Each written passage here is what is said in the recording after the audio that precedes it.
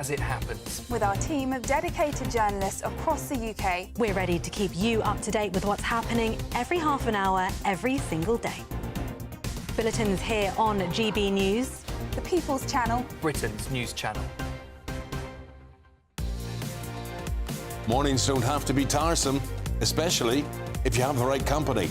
Wake up to news as it happens, opinion and debate, and of course, a little bit of entertainment too. Because when the kettle's on, we're on. That's Breakfast on GB News, a show worth waking up for. Every morning from 6 a.m. Only on the People's Channel, Britain's news channel. We'll spread the news, you spread the word. I'm Christopher Hope. From pop stars to politicians, I'll interview anybody in a pub who's got a political opinion. Join me every Friday on Spotify, Apple Podcasts, YouTube or gbnews.com, or wherever you get your podcasts. This is GB News, the People's Channel.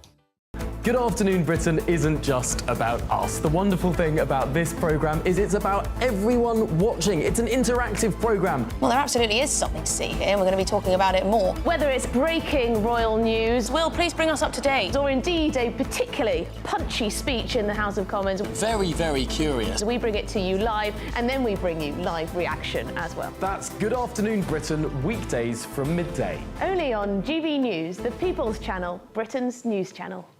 If you want your news to be straight talking, This is a nightmare for the Conservatives again. down to earth, It's not just Nottingham where this is happening, is it? and most importantly, honest, Hard-working, middle-class taxpayers, they'll get their book thrown at them. then catch me, Martin Daubney, Monday to Friday, 3 till 6 p.m. on GB News, Britain's news channel. Join me, Camilla Tominey, for a frank and honest discussion with those in power that cuts through the spin and gets to the heart of the issues shaping our nation. You haven't confirmed that you want to stand as leader, but you haven't ruled it out either. This report basically says that he's not fit to stand trial. Is he indecisive? Incompetent? I deliver the dose of reality Westminster needs. That's the Camilla Tominey Show at 9:30 every Sunday on GB News, the People's Channel, Britain's news channel.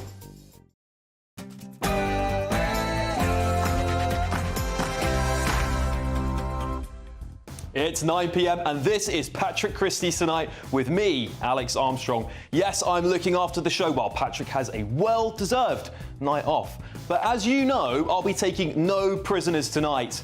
No party, no policy or opinion is out of my firing line. But tonight on the show... Well, folks, I'm back. Reform UK have had quite the week, haven't they? Are they here to change British politics for the good, or are they here today, gone tomorrow? Our political correspondent brings us the latest from the ground at Reform's rally in Kemi Badenoch's constituency. Something extraordinary is happening. Those are the words of Nigel Farage here in Kemi Badenoch's seat. He says people laughed at him with Brexit. They weren't laughing when it actually happened. He thinks something similar is happening now, saying that the Reform could win the next general election. Yeah, stay tuned for more on that. But also tonight... Many ways, our hopes and our trust are now bound up with what Boris Johnson does. Are the Tories paying the price for butchering Brexit? Also... young gay children being told that they are trans and being put on a medical pathway for irreversible decisions. Yeah, we're joined by brave detransitioner Kira Bell as she takes on the government. She's taking them to court over failing to block sex hormones as Wes Streeting is accused of exploiting children. Anyway, next. Work Shy Britain. My guest David Osland says that we are no longer working as hard as anyone else. But can we be working harder than the French? I'll be asking that more and more. And... let me be clear. The UK will not forget Sudan. Yeah, seniors are freezing and farmers are being fleeced. The economy is spiralling. So, where is all your taxpayer money going? Stick with me because I've got some stuff that's going to make your blood boil tonight. Also... air traffic controllers, they have to be at the highest level of genius. On the back of that deadly helicopter crash, Donald Trump has pointed the finger at diversity initiatives, and aspiring air traffic controllers also claimed that he lost his job because of diversity targets. So I'm asking a Democrat, is DEI deadly? And...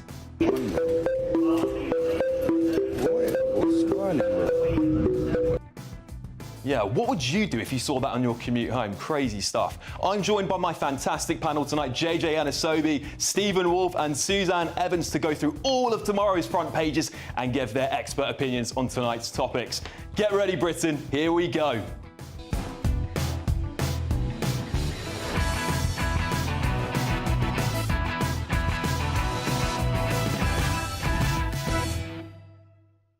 Five years on, is it Brexit Britain or Brexit betrayal? Next.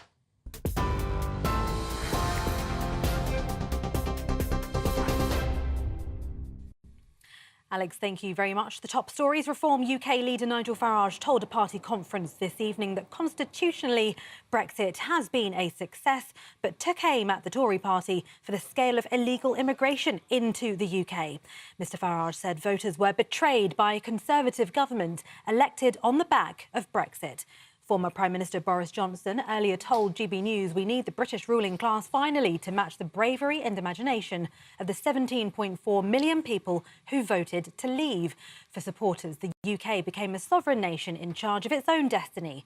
Opponents believe it's isolated the country and damaged the economy.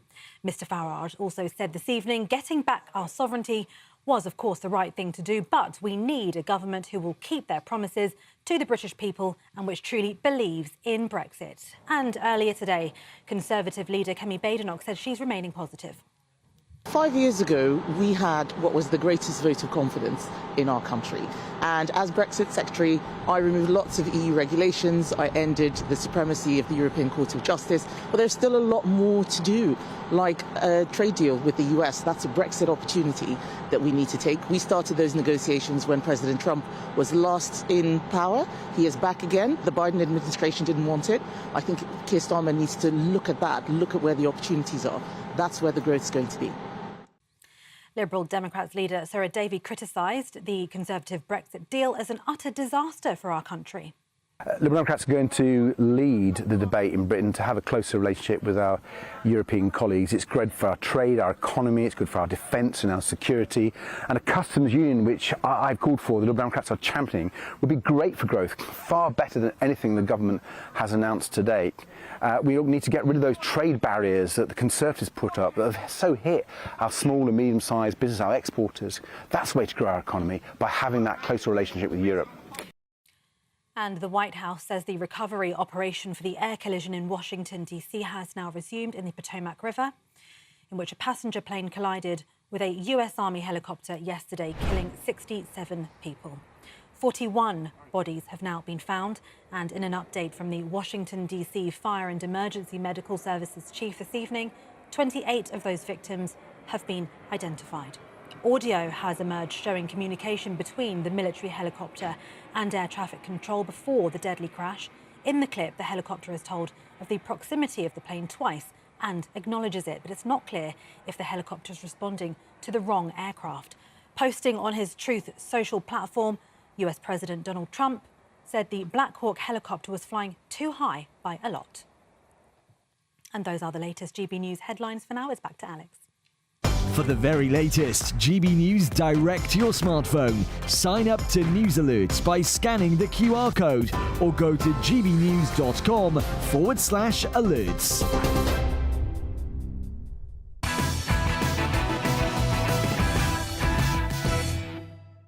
Welcome back to Patrick Christys tonight with me, Alex Armstrong.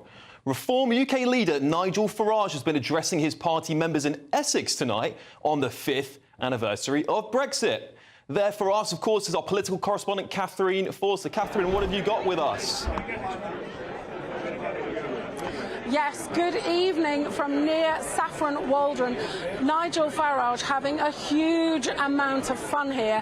It's Kemi Badenoch's constituency, but they got into a row, didn't they, at Christmas over the party membership numbers for Reform, which she said were fake. Not only were they not fake, Reform have now got 190,000 members, as against the Conservatives about 130,000. So Nigel Farage here, hundreds of Reform members, and they are on a roll. He's saying everybody laughed about me, saying that Brexit couldn't be done. They're not laughing now. Also saying that the same applies about Reform. Sure, they've only got 5 MPs at the moment, but it sounds, if you believe what they say, like the sky is the limit. Now I'm just going to grab one of them. He's being mobbed, but he knows he's going to talk to us. I'm just going to grab him. So this is Rupert Lowe. He is the Reform MP. As you can see, lots of requests for selfies. He is the Reform MP for Great Yarmouth. Let's just have a quick word with him. Excuse me, guys, we're live on GB News. Thank you very much for talking to us tonight, Rupert. Nigel Farage says that Reform is about family, community and country. How would you sum Reform up? Well, look, Reform is the last chance Britain's got of getting some sensible government. And the Tories and Labour, as I call them, the uni party, the Reds and the Blues, they've let us all down very badly. So it doesn't matter whether it's started really after Maggie Thatcher. John Major I discount as a sort of irrelevance, really. He should never have won his election. But Tony Blair did a lot of damage to Britain with Derry Irvine, Campbell, Mandelson and Brown. So they embedded all sorts of horrific laws like the Human Rights Act and the Equalities Act. They started immigration.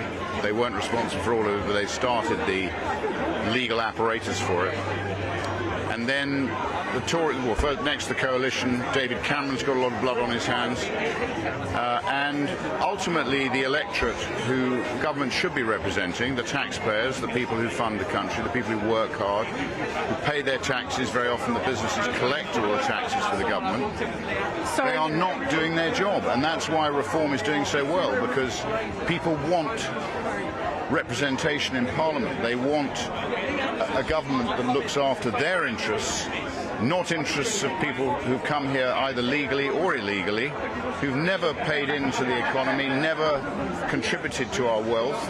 Thank you. Ultimately, we need change, and we're going to engineer it. Thank you. Thank you very much for talking to us. Short of time, I'm afraid. We need change. Reform say they are going to engineer it. They feel like they are on a roll. Of course, they've only got 5 MPs at the moment, 4 years till the next election, but at the moment they seem to have all the momentum. Back to you in the studio. Thank you very much, Catherine. That's great stuff. Rupert Lowe, a bit of a rising star, hey? Well, here's what Reform UK leader Nigel Farage had to say a few moments ago as well.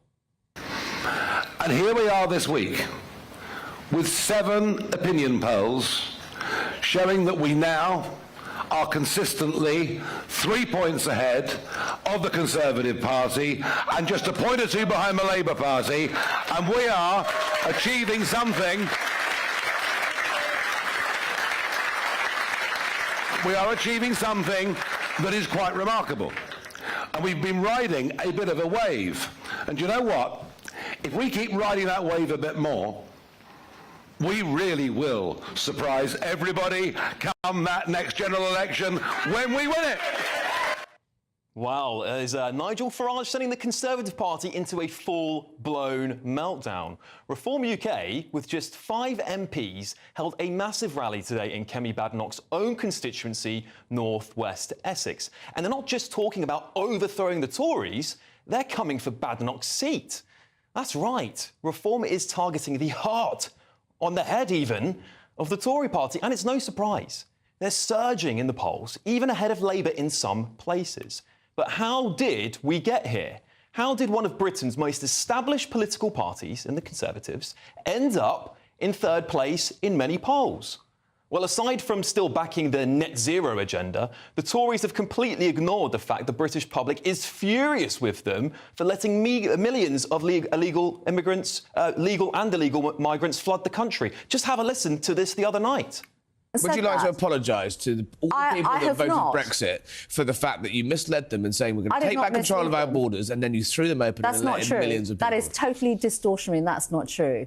And to be quite frank, we made it quite clear it'd be people from the rest of the world, people with skills, based on our economy. And I think people should apologise for those who are saying that actually... You would like an apology? People in the pandemic came here, health and social care visas. What would have happened to our NHS? Are we now saying, are you and others saying we don't need those people in our NHS?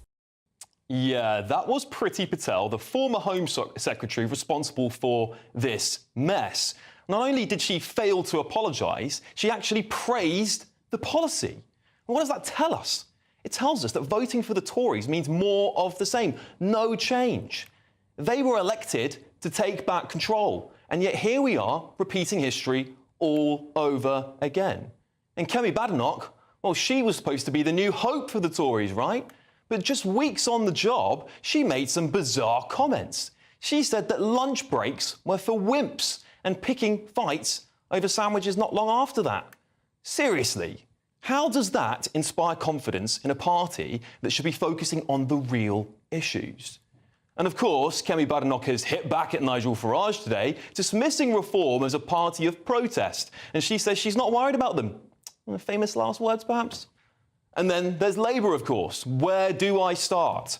From policies that have attacked almost everyone, seniors freezing in their homes, they've set the economy spiralling, and in my opinion, they've just lied endlessly to get elected. Labour's support is crashing.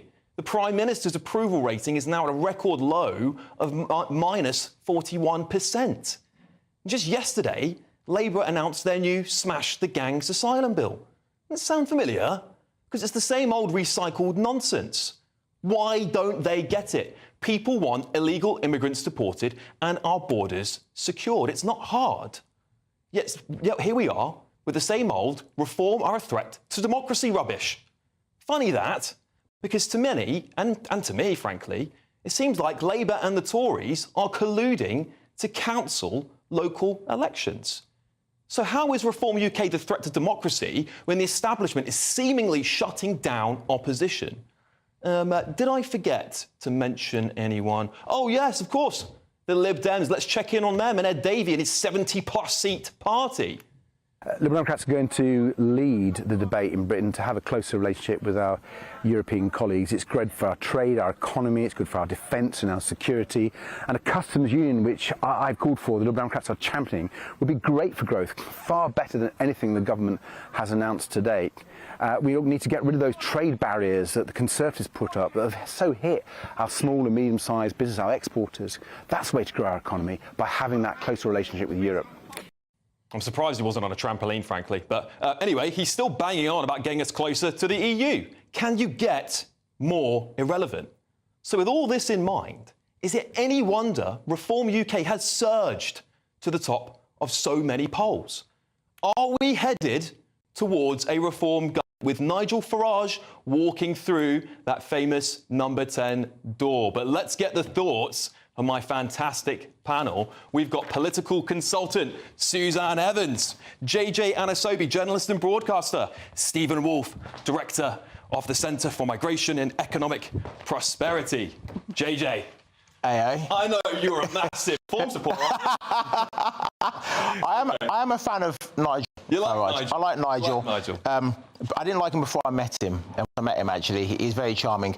I disagree with a lot of things he says, but with the Reform Manifesto, because Richard Tice, the deputy, is a friend of mine, a good friend, and I agree with plenty of stuff in the manifesto. But I could say the same about the Tories and Labour and Lib Dems. There's always stuff you're going to agree with in different parts. Okay, let's pick up on some of Kemi Badenoch's points then, because she's called them a protest party. Do you agree with that? I think they are a protest party, in the same way that Labour winning the election was a protest vote. I'm a Labour supporter. I don't support Keir Starmer, but I wanted the Tories out, and it was more likely for me to vote for Labour to get them out than to if I voted for Reform were never going to get in at that point. So I think in most times people are voting out of protest. The Tories had 14 years in government, and they were terrible. It didn't matter how many leaders they put forward, didn't matter how many women they had as the head of the party or how many ethnic minorities were doing prominent positions. That's all great for ticking the boxes, but ultimately the British public were sick of them after 14 years because they ruined the country. Yeah. So it was a protest vote from many of us to have Labour in. Okay. There's plenty of Labour supporters who do not support Keir Starmer. Well, that's true. Suzanne, you worked with Nigel Farage very closely. I'm sure you're friends and everything, but what was he like as an operator, as a leader, so to speak? Was it like working with him in that capacity? You know, you only have to look at Nigel, whether you know him or not. He's arguably been the most successful leader of any political party ever, because when he started UKIP, 30 years ago now, isn't it, really, Stephen? You know, he had one aim, and that was to get us out of the European Union, and that's what he did. So, in a sense, he is the ultimate operator. Of course, unfortunately, he wasn't responsible for what happened after the Brexit vote. And here we are now, 9 years later, and Brexit, in my view, still hasn't been done properly. It's been completely screwed up by the previous Conservative governments, and I'm afraid Labour are going to make it even worse as well. You know, you can say the party was successful. I mean, some would say that obviously he gave up. Farage gave up right when the Brexit party was putting all the pressure on Boris. They could have perhaps even been in some sort of coalition with them if they were highly successful. So do you think you're going to see something similar? Maybe Farage is going to give up again with Kemi? No, I don't think he will. I mean, he's a member of Parliament now. He's got 4 colleagues with him there in the Houses of Parliament. He was talking in his speech this evening about how Reform is going to win the next general election. Well, is that going to happen? They say a week is a long time in politics. Oh, okay. 5 years is a very long time in politics. Yeah. Anything's possible. You look at where they are in the polls. You look at how well they're doing in by-elections. You know, they came 3rd in every one that we've had this week that they stood in. They've got 5 next week. Yeah. Let's see how they do. But there's no doubt. He said they're on a wave. They sure as heck are on a wave. Well, 3rd place, that's interesting, isn't it? Right? Because, I mean, from all these polls we're seeing, Stephen, that you'd assume Reform would be winning more of these local by-elections. We haven't seen them win many of them. And I think there's a lot of criticism, people saying these polls are just exaggerated, that people are just disaffected. And actually, when it comes to the ballot box, they vote for one of the major parties. Well, when Nigel brought me into politics out of a good job in the city in 2010, you had similar strong polls for UKIP at that particular stage. Yeah. And they weren't winning council seats in the same level. But from that period of about 2012 to 14, we started to see a massive rise in polling that led us to, at that time, to UKIP winning significant seats in council elections. And, of course, in 2014, they won the first election of any political party other than the Conservatives and Labour in 100 years by winning the European election. I went off to the European Parliament for 5 years, and from there you then moved on to campaigning for Brexit. And we got Brexit in 2016 by the vote, and as Suzanne said, we just haven't had Brexit. It's been betrayed consistently ever since. And I think Nigel, the break that he got at the time, we worked for consistently 20-odd years, or nearly 30 years, I think, really working along, and coming back refreshed. I don't think he's going to give up this time, and I think you're going to see significant movement in voting patterns. Alex, you're exactly right, though. The fact is, we can have all the media bites, and Nigel can get... Even before he got elected as an MP, he was still getting put on other channels as a political voice, even though he was not an MP, which he was getting on TV more than Ed Davey was, which is nuts. He gets a lot of camera time. He knows how to get press, but ultimately, the only poll that counts is that on voting day. The Reform Party, as much as people can say, yeah, they're great, we want them, they're actually not winning in council. They're not winning locally. The thing is, people won't vote for parties they don't think can win. Yeah, but now we are seeing Reform winning. So this time, I really do think it's going to be different. I really think they can. Do you think they can win a general election? Yeah. That's the thing. Well, 5 years' time. No. Where you're going to see it is, let's just watch over in May of next year. Yes, the Conservatives and the Labour are contriving to try and prevent certain elections, but one thing they won't be able to stop is what's going to happen in Wales.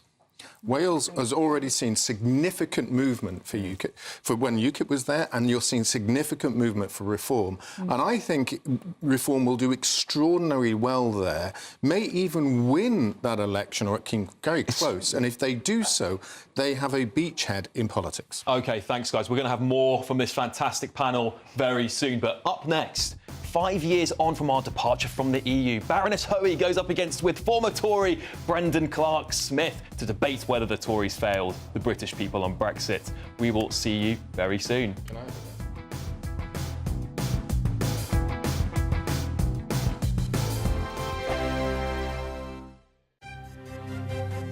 GB News Breakfast. Every day from 6 a.m. TikTok chefs, Instagram chefs, that they put children off or young people off of cooking because it's so expertly done they can't do it. No, my young lad, he's 17, he is amazing in the kitchen. Is he? Oh, he is. He's amazing in the kitchen. And he gets it all off TikTok. He comes down, he can put burgers, wraps, stews, curries, sauces, and the smells in the kitchen. I said, where'd you get these? Oh, just TikTok, I'm trying it out. And it's just amazing the things that he can conjure up. So for some people, it might be... it's an inspiration for him. So they're saying that's intimidation. For my boy, it's an inspiration. They say it's entertainment. For my boy, it's an infomercial. I watch him doing his stuff. At that stage, I could do baked beans on toast and knock up a salad. That was it. But my boy can do all sorts of stuff. It makes it accessible as well, doesn't it? Because lots of people say, like, you need an education to be in the kitchen, or you need to go find yourself loads of cookbooks. But you don't. No. You go on your phone now. Well, I mean, like, all the spices, sesame oil. I mean, I'm amazed at the stuff that he does. So it's encouraging. All you just need is a kitchen well-stocked and have a go. And understand that failure is actually the route to learning. I mean, he's made mistakes, he's stuck stuff in the bin, but that young man, I am amazed at some of the stuff he does. I don't mind cooking at all. It's cleaning up that I have the problem with. Dawn, let's talk about sex. Can I just say there are things called restaurants, by the way? Just put that one. My hell, I don't even know where the kitchen is. OK. GB News, the People's Channel.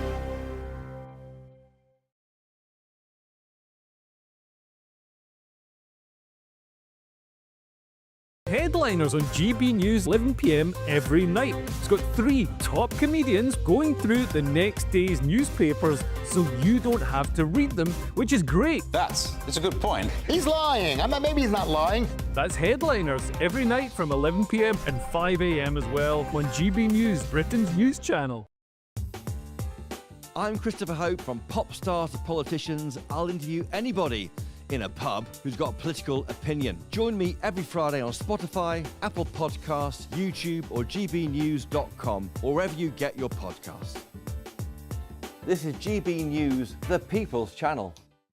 If you want your news to be straight talking... This is a nightmare for the Conservatives again. Down to earth. It's not just Nottingham where this is happening, is it? And most importantly, honest. Hard-working, middle-class taxpayers, they'll get their book thrown at them. Then catch me, Martin Daubney, Monday to Friday, 3 till 6 p.m. on GB News, Britain's news channel. This is Britain's Newsroom, where your voice matters. It's just astonishing. With expert analysis and honest opinion, we don't just keep you informed. We bring you unique perspectives you won't see anywhere else. Can't argue with any of that. When the news happens, it happens here. On Britain's Newsroom, weekdays from 9:30 a.m. Only on GB News. I'm Emily Carver. This is GB News, Britain's news channel.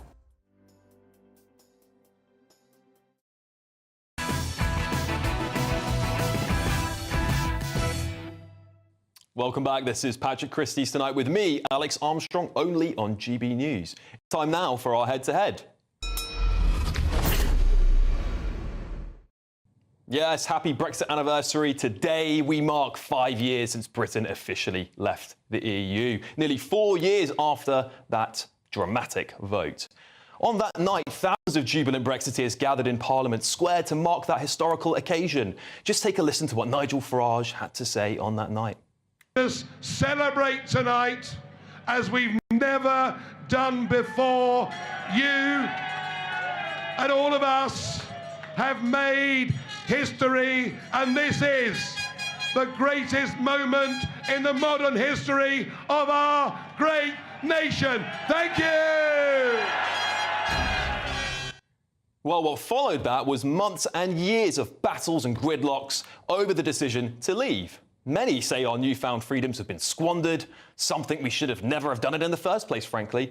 And lots say the Tories are the ones who mismanaged the process beyond redemption. So, tonight, I'm asking, did the Tories fail Britain in the handling of Brexit? Well, to debate this, I'm joined by former Labour MP and Leave campaigner Baroness Hoey and former Tory MP and Boris Johnson ally Brendan Clark-Smith. Well, obviously, we haven't got the Baroness here at the moment, so we should start with you, perhaps. Look, the Tories, of course, were we're going to get Brexit done, it's oven-baked, it's oven-ready.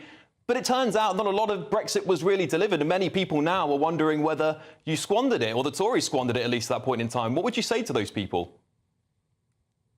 Thanks for having me on, Alex. Yeah, I think the thing is, you've summed it up when you said about getting Brexit done. Now, that was what we pledged to do. You remember there was the deadlock there. People like myself and many others across the political spectrum campaigned during that election, during the referendum. And then, of course, we couldn't get it through Parliament. So we needed to get the majority and whatever kind of Brexit you wanted. And some people wanted us to be more protectionist on the left. People like myself preferring the kind of the Singapore-on-Thames approach, where you deregulate, you have low corporation tax, we're more competitive, we slash the red tape. But the fact of the matter is you can't do any of that unless you actually get Brexit done and you actually do the process there. So a major part of it was getting that done. But once again, it's not just flicking a switch with Brexit. We weren't going to wake up the next day and everything's completely changed. This is something that is going to affect us over generations. There's a lot of changes to come. And I think there's still a much bigger vision that we're going to see coming in the future. Yeah, I mean, Reform are obviously taking the lead on Brexit now, saying that they'll go further, they'll finish the job. We saw Priti Patel do that interview yesterday where she basically supported the immigration policies that followed Brexit. I mean, how can the party now reconcile that? That's basically admitting and saying that we don't think what we did was a mistake when all the British public clearly think that you do. Is Priti Patel fit to be Shadow Foreign Secretary? If we're talking about immigration, one of the issues behind Brexit, it wasn't the only issue, but it was controlling free movement, and it was about having that choice ourselves. Now, what I would say is that what it does mean is you can't blame the European Union anymore for it. It's on the government. And the public decided we hadn't done a great job with immigration, and they booted us out. And I perfectly understand that. I was one of those people booted out, and I spend my day doing the school run or watching Loose Women now or whatever it is. But yeah, I saw that interview. I thought there's a few fair points there. I mean, we had all the people from Hong Kong. Now, I classify those as British anyway, so I wouldn't count those. But Ukraine, some would say, yes, OK, we did the right thing there. You could even make the argument over needing social care workers or for the NHS. But there's clearly a real problem there when people are bringing 4, 5, 6 dependents with them. Same as the student visas, they were abused. And it took us a while to realise that, and clearly some mistakes were made. And when they were later on, whether it was Suella Braverman, whether it was James Cleverly, they've tightened that up as well. We saw a 30% drop in it. But yeah, undoubtedly, there's some mistakes that were made there. And I don't have a problem admitting that at all. OK, fantastic. We're going to bring Baroness Hoey in here. Thank you so much for joining us. We're glad we can get you back on the line. Look, do you think the Tories butchered it? Well, I don't blame people like Brendan at all. I know he was a strong leaver. I think we have to go back to, of course, right to the very beginning. Once that vote happened, the way that Theresa May handled the whole thing was wrong from the start. And let's forget that there was a combination of some very, very weak kind of Remain Tories, practically the whole of the Labour Party, and the Lib Dems, who were determined from that vote came through to actually stop us leaving. And we spent 4 years actually trying to get that. So I was there 5 years ago out in Parliament Square. I was thrilled and delighted and felt quite emotional about the whole thing because it was a historic event, and we had voted to leave. Now, of course, I'm very annoyed because Northern Ireland was left in the single market and in the customs code, and we didn't do what we should have done with fishing. There were all sorts of things that in the end, but you know what? I think the Prime Minister at the time, Boris Johnson, did try to do was to get it over the line. And remember, he didn't have the ability to go for a no deal because Parliament under the Hillary Benn Act had stopped that. So when we look at all that, I want to now sort of look forward. I'm disappointed that the Conservative leadership really in the last few years didn't really become strong enough and take, action that they could have done. But, that's the problem with all our political parties. We don't have a sort of Trump-like figure. Well, perhaps Nigel's going to be that in the future, but who can come in and simply say, we're doing this, we said we would do it, and we'd do it. But let's forget, the important thing is that people in this country now have got the control back so that their politicians are the ones they can blame when things go wrong. We can't blame the EU anymore. And I think that's a learning lesson that our civil servants, indeed, and our politicians have to learn. They have to take responsibility now. And, they can turf them out. And that's what they do. We saw that at the last election. OK. Fortunately, we have to wrap that up there. But thank you both for coming on tonight. We're sure we'll be debating Brexit for a very long time. So hopefully we'll have you back. But earlier we received a reaction from former Prime Minister Boris Johnson on the 5th anniversary of Brexit. He has told GB News this. Now is the time to double down on Brexit and take advantage of our freedoms, from AI to gene editing to financial services. We need a government that really believes in Brexit, and we need the British ruling class finally to match the bravery and imagination of the 17.4 million people who voted to leave the EU. Viva Brexit, he says. OK. Coming up, a Tory front bencher says Britain needs to up its work ethic. Is he right? Or are Brits being failed by the system? But next, a new legal challenge is demanding a ban on irreversible cross-sex hormones for children. Keira Bell, who won a landmark case against the infamous Tavistock Clinic, joins me in just a moment to discuss that shocking ordeal. Hello there, good evening. Welcome to your GB News weather update from the Met Office. As we head towards the weekend, often staying rather wet and windy to the northwest, largely dry elsewhere, and we could even see some sunshine at times. But for now, a frontal system, it's largely fizzling out across the country, but it's leaving behind a fair amount of cloud, a slight ridge of high pressure building behind this. This is where we're likely to see the clearest of skies, so turning chilly here, even possible seeing some frost by the time we reach the morning. But across a large bulk of the country, that's where the cloud is likely to stick around, and also starting to see some cloud push into the northwest, turning rather windy here as well. But most towns and cities just about staying above freezing, but in those clearer skies across rural spots, that's where we could just dip below and see that frost start to develop. So to start the weekend then across Scotland, a bit of a mix between clearer skies and also some cloud further south, so likely a chillier start across the far northeast with a risk of frost. But a change on the way, turning very windy across western parts of Scotland. Some rain just starting to move in here. Similar across Northern Ireland, fair amount of cloud here, turning very windy, particularly around coasts. But plenty of clear skies across Wales, parts of the southwest, so a frost risk here. But elsewhere, quite a grey start to the weekend. But the good news is the clouds should break up nicely, allowing for some sunshine to develop, particularly across Wales, parts of the southwest. Northern parts of England should start to see some sunshine, but across the southeast staying rather cloudy for much of the day, and still very windy across the northwest. A chance we could even see some gales to the very far northwest of Scotland. Cloudier here with some drizzle starting to move through, but temperatures around about average for the beginning of February.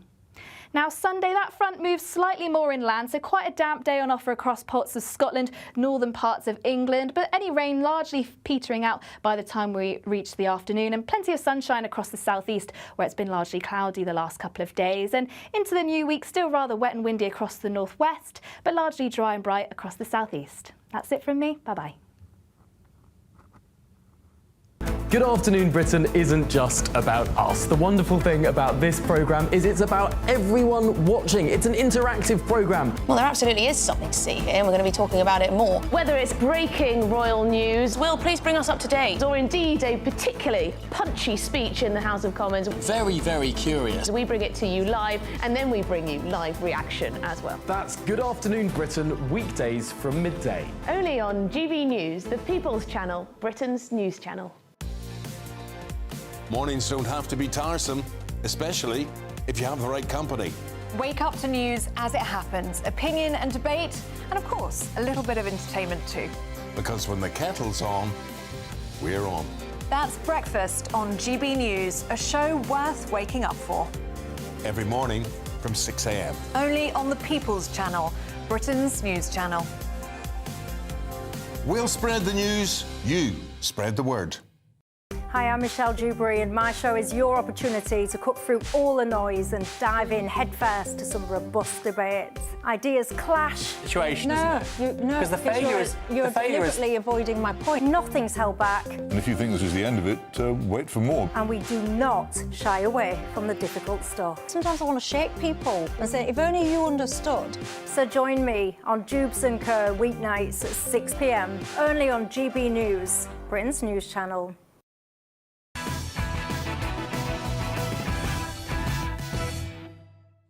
Welcome back. Children must be banned from receiving irreversible gender-altering hormones, a legal challenge to the Health Secretary has stated.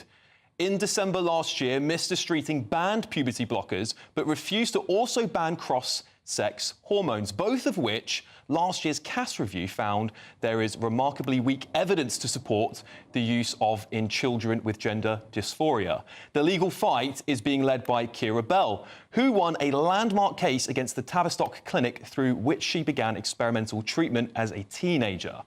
Keira says she was failed by the NHS, who didn't challenge her before making what she called a life-altering mistake at such a young age. Keira joins me now in the studio. Keira Bell, detransitioner and activist. Keira, perhaps it's a good place to start with you telling me your experience, what you're trying to achieve with your case, and we'll take it from there. Yeah, so I went through the Tavistock GID system from the age of 16, and after about 4 appointments, I was prescribed puberty blockers, and a year later, I also was put on to testosterone. I also proceeded with a double mastectomy through the adult clinic about a year later, a couple of years later, when I was 20. And at the age of 22, I figured that I matured and realised that there was a lot more going on, and there was a lot that was missed. And to essentially stop the hormones and just continue living as I am. So I took upon the judicial review against Tavistock GIDS to challenge the idea that an under 18 could consent to treatment, to puberty blockers, or to puberty blockers specifically.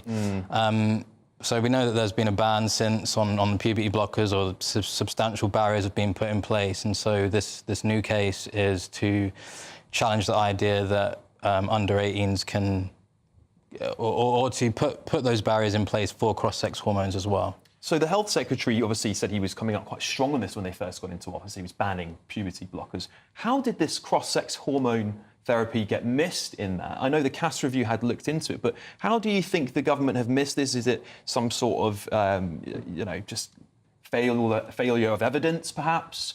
And, what would you say to those people that are thinking about going through this process before they get started?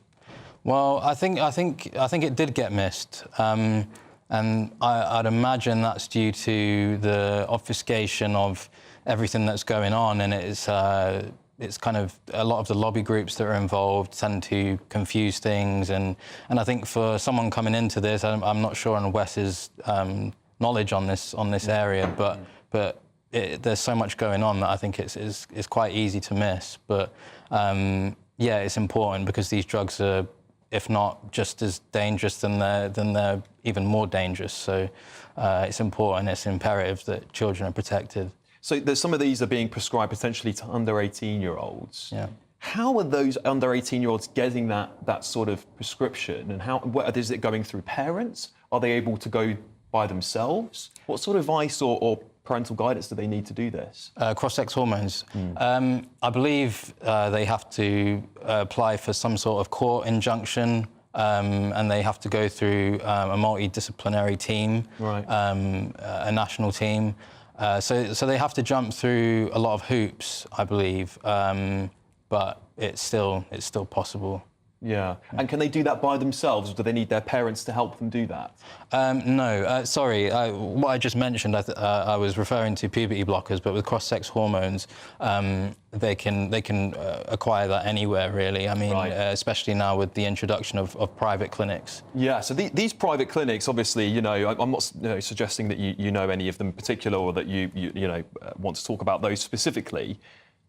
But they're going after or helping under 18s. Do you not think they have a responsibility to ask parents? Is this a money-making? Did they make money out of this by helping young people do this? Yeah, you would have thought they'd need to have the parents involved at least. But this is completely unregulated. I believe some of them are using AI now to diagnose and treat these children, essentially.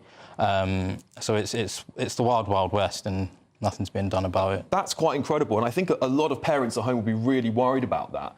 What sort of things, you know, coming from your background and from what you've gone through, what sort of things should parents look out for in their own children? Because a lot of people be worried, saying, what if my kid's doing this and I don't know? How can they intervene, and what would you advise the best practice be? How would they spot it? I mean, I'm not sure. I think I feel like a lot of children and young people that identify as trans these days, they're usually very proud and out about it. But especially for women, taking testosterone, you're going to know pretty quickly if that's happening. So I think it's just important for the parent to remain as close as possible to their child and be able to speak with them openly. Kira, thank you so much for coming. It's very brave to talk to us today, and best of luck with your case as well. I'm sure we're following it closely here. Well, a Department of Health and Social Care spokesman had this to say: "We continue to work with NHS England to implement the full recommendations from Dr. Cass's review. We welcome the additional safeguards that the NHS England is putting in place and recommended by Dr. Cass to oversee the use of cross-sex hormones, including strengthened oversight from national clinicians." OK, next, a Tory frontbencher says Britain needs to up its work ethic. Is he right? Or are Brits being failed by the system? Columnist David Osland joins me to tell us why he thinks Chris Philp is wrong. This is Patrick Christys tonight with me, Alex Armstrong, only on GB News.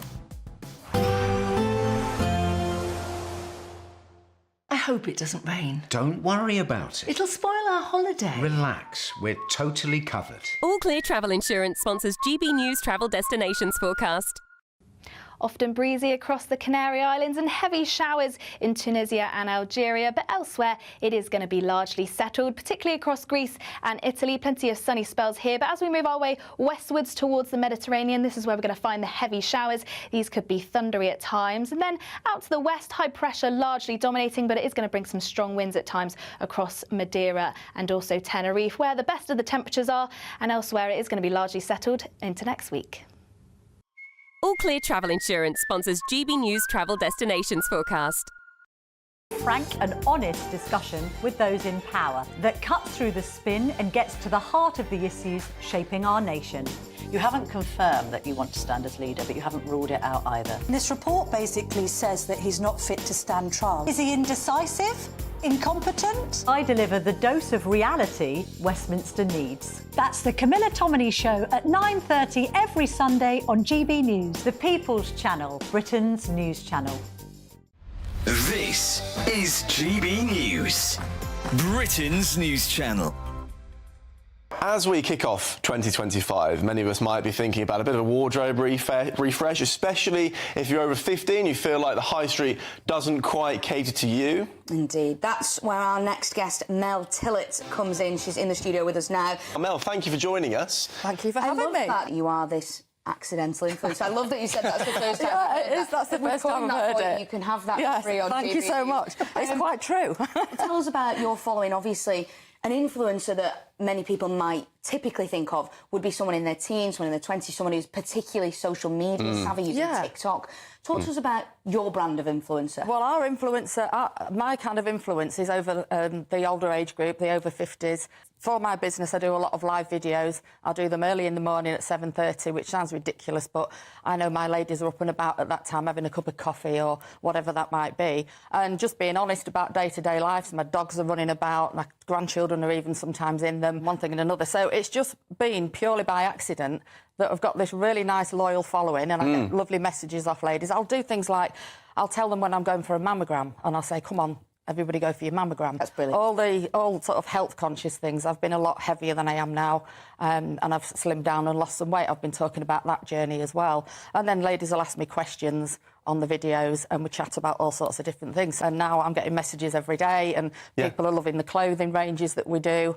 And it's just, I started off as a business, that's purely what I did, but it's turned out into this other, I get recognised places I go now, which is really weird. It must be a huge benefit to your business as well. We employ around about 50 people. Wow. And I'm quite open to my audience and saying, you know, while you keep buying offers, while you're loving our products and our clothing, you're keeping 50 people in jobs. GB News, the People's Channel. In the GB Newsroom, we bring you the news as it happens. With our team of dedicated journalists across the UK, we're ready to keep you up to date with what's happening every half an hour, every single day. Bulletins here on GB News, the People's Channel, Britain's news channel. I'm Martin Daubney. This is GB News, Britain's news channel.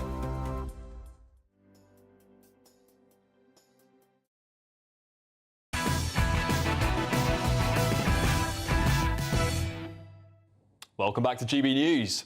Well, Britons are not working hard enough, Shadow Health Secretary Chris Philp told Political Thinking podcast today. Let's listen to what he had to say. There are 9 million working-age adults who are not working. And as we compete globally with countries like, South Korea, China, India, we need a work ethic. We need everybody to be making a contribution. We are in, as George Osborne said years ago, we are in a global race. And that means we've got to be competitive, and it means we've got to work hard. And I think as a country, we need to lift our game. We need to up our game. Interesting stuff. That's the BBC's Political Thinking podcast there. Well, last month, the Office for Budget Responsibility predicted that a massive 38.2% of Britons would be without or not actively seeking a job by the 2060s. Whilst last year, almost 2.8 million people were economically inactive as a result of long-term illness. Well, Mr. Philp said a willingness to work hard that he developed as a child should be encouraged and infused more into British national culture in order to get people back to work. Well, joining me now is columnist David Osland. David, Chris Philp, the Tory, this is a very typical sort of Tory language here. We've got to get back to work. Young people have got to get off their backsides. Obviously, we're talking about government spend here between 23, 24, approximately, $250 million on benefits. I mean, this is a lot of money. So actually, 258 billion. It's crazy. So what are we got to do here? Well, we start by not panicking and not insulting the British public and suggesting that we're not grafters.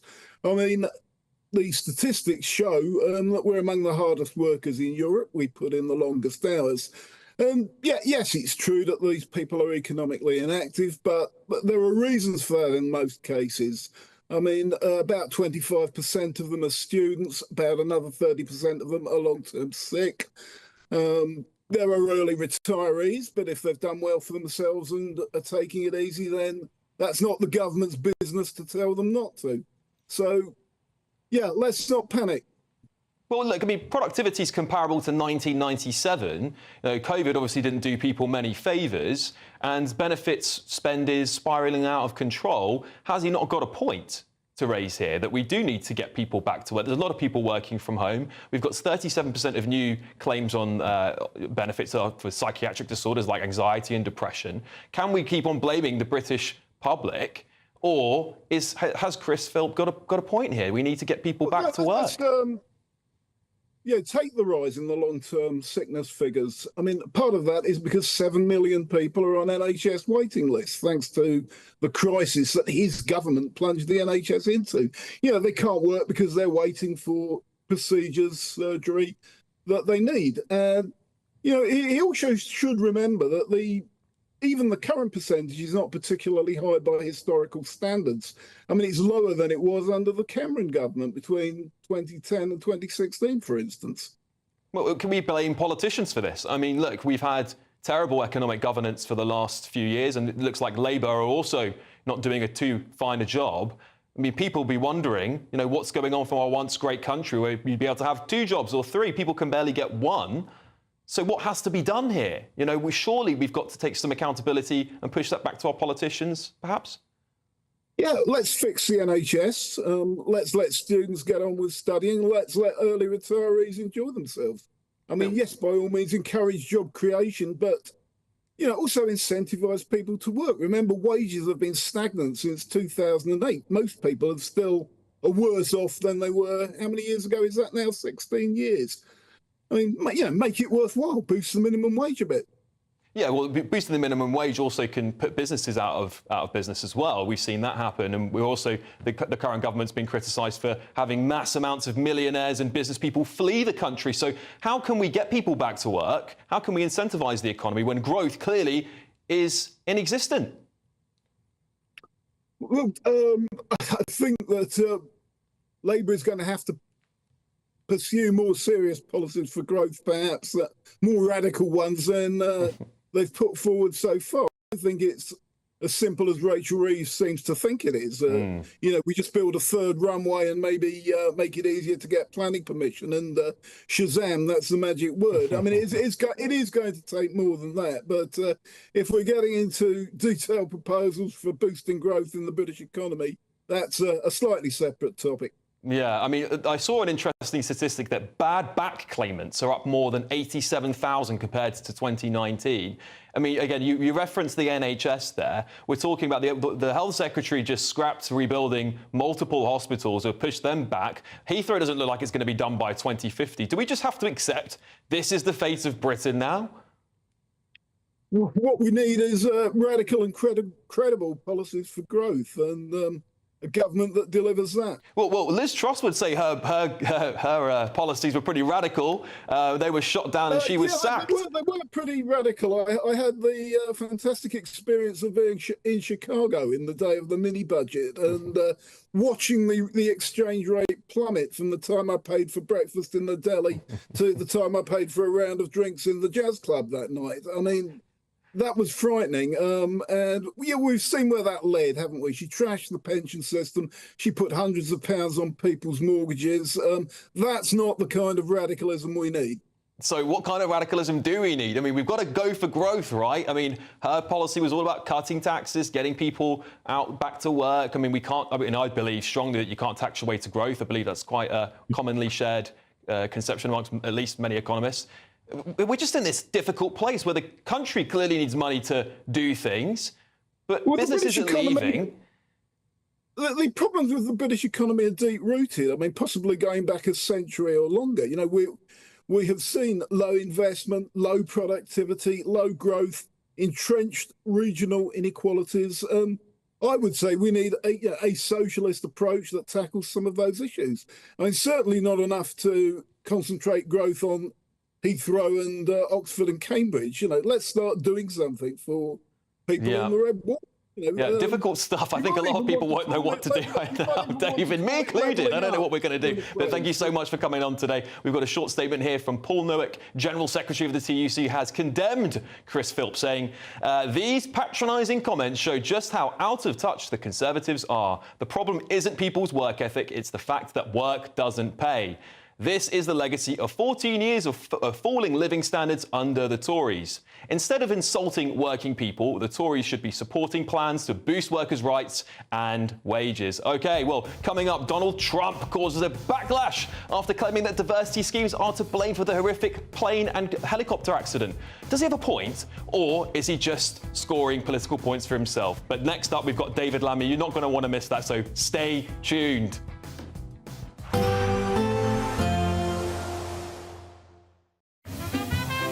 Heavy showers first thing will be followed by a warm, cosy day. Boxed Boilers, sponsors of weather on GB News. Hello there, good evening. Welcome to your GB News weather update from the Met Office. As we head towards the weekend, often staying rather wet and windy to the northwest, largely dry elsewhere, and we could even see some sunshine at times. But for now, a frontal system, it's largely fizzling out across the country, but it's leaving behind a fair amount of cloud. A slight ridge of high pressure building behind this. This is where we're likely to see the clearest of skies, so turning chilly here, even possible seeing some frost by the time we reach the morning. But across a large bulk of the country, that's where the cloud is likely to stick around, and also starting to see some cloud push into the northwest, turning rather windy here as well. But most towns and cities just about staying above freezing, but in those clearer skies across rural spots, that's where we could just dip below and see that frost start to develop. So to start the weekend then across Scotland, a bit of a mix between clearer skies and also some cloud further south, so likely a chillier start across the far northeast with a risk of frost. But a change on the way, turning very windy across western parts of Scotland. Some rain just starting to move in here. Similar across Northern Ireland, fair amount of cloud here, turning very windy, particularly around coasts. But plenty of clear skies across Wales, parts of the southwest, so a frost risk here. But elsewhere, quite a grey to the weekend. But the good news is the clouds should break up nicely, allowing for some sunshine to develop, particularly across Wales, parts of the southwest. Northern parts of England should start to see some sunshine, but across the southeast staying rather cloudy for much of the day, and still very windy across the northwest. A chance we could even see some gales to the very far northwest of Scotland. Cloudier here with some drizzle starting to move through, but temperatures around about average for the beginning of February. Now Sunday, that front moves slightly more inland, so quite a damp day on offer across parts of Scotland, northern parts of England, but any rain largely petering out by the time we reach the afternoon, and plenty of sunshine across the southeast where it's been largely cloudy the last couple of days. And into the new week, still rather wet and windy across the northwest, but largely dry and bright across the southeast. That's it from me. Bye-bye. Expect a warm front, moving from the kitchen right through to the rest of the house. Boxed Boilers, sponsors of weather on GB News.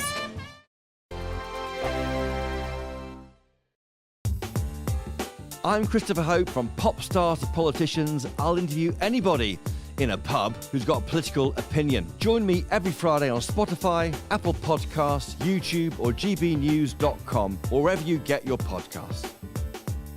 This is GB News, the People's Channel. Join me, Camilla Tominey, for a frank and honest discussion with those in power that cuts through the spin and gets to the heart of the issues shaping our nation. You haven't confirmed that you want to stand as leader, but you haven't ruled it out either. This report basically says that he's not fit to stand trial. Is he indecisive? Incompetent? I deliver the dose of reality Westminster needs. That's the Camilla Tominey Show at 9:30 every Sunday on GB News, the People's Channel, Britain's news channel. This is Britain's Newsroom, where your voice matters. It's just astonishing. With expert analysis and honest opinion, we don't just keep you informed. We bring you unique perspectives you won't see anywhere else. Can't argue with any of that. When the news happens, it happens here. On Britain's Newsroom, weekdays from 9:30 a.m. Only on GB News. Mornings don't have to be tiresome, especially if you have the right company. Wake up to news as it happens, opinion and debate, and of course, a little bit of entertainment too. Because when the kettle's on, we're on. That's Breakfast on GB News, a show worth waking up for. Every morning from 6 a.m. Only on the People's Channel, Britain's news channel. We'll spread the news, you spread the word. Headliners on GB News 11 p.m. every night. It's got 3 top comedians going through the next day's newspapers so you don't have to read them, which is great. That's a good point. He's lying. Maybe he's not lying. That's Headliners every night from 11 p.m. and 5 a.m. as well on GB News, Britain's news channel.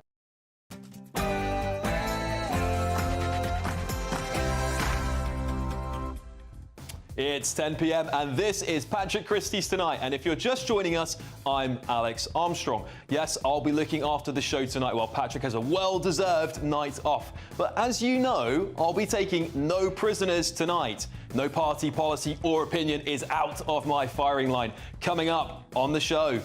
Let me be clear. The UK will not forget Sudan. Seniors are freezing, farmers are fleeced, the economy is spiralling. So, where is all your taxpayer money going? Stick with me because I've got something that's going to make your blood boil. Also, air traffic controllers, they have to be at the highest level of genius. Genius. On the back of that deadly helicopter crash, Donald Trump has pointed the finger at diversity initiatives and an aspiring air traffic controller who claimed he was denied a job because of diversity targets. So I'm asking a Democrat, is DEI deadly? And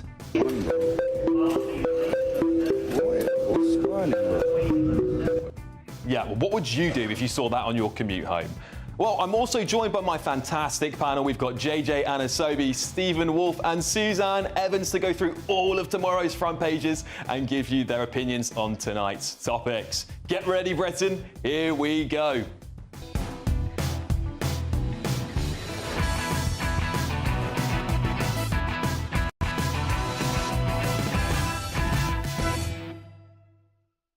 Labour are letting foreigners fleece you. Next.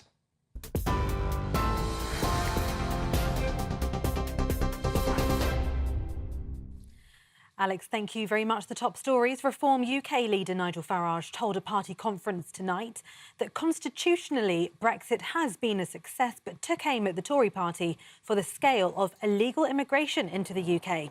Mr Farage said voters were betrayed by a Conservative government elected on the back of Brexit. Former Prime Minister Boris Johnson earlier told GB News, "We need the British ruling class finally to match the bravery and the imagination of the 17.4 million people who voted to leave." Mr Farage also said this evening, getting back our sovereignty was of course the right thing to do, but we need a government who will keep their promises to the British people and which truly believes in Brexit. Many, many millions of people voted Brexit because they thought this was the way to take back control of our borders. And what have we had since? 130,000 young men crossing the English Channel in dinghies. Net migration going up in 2023 to 1 million a year.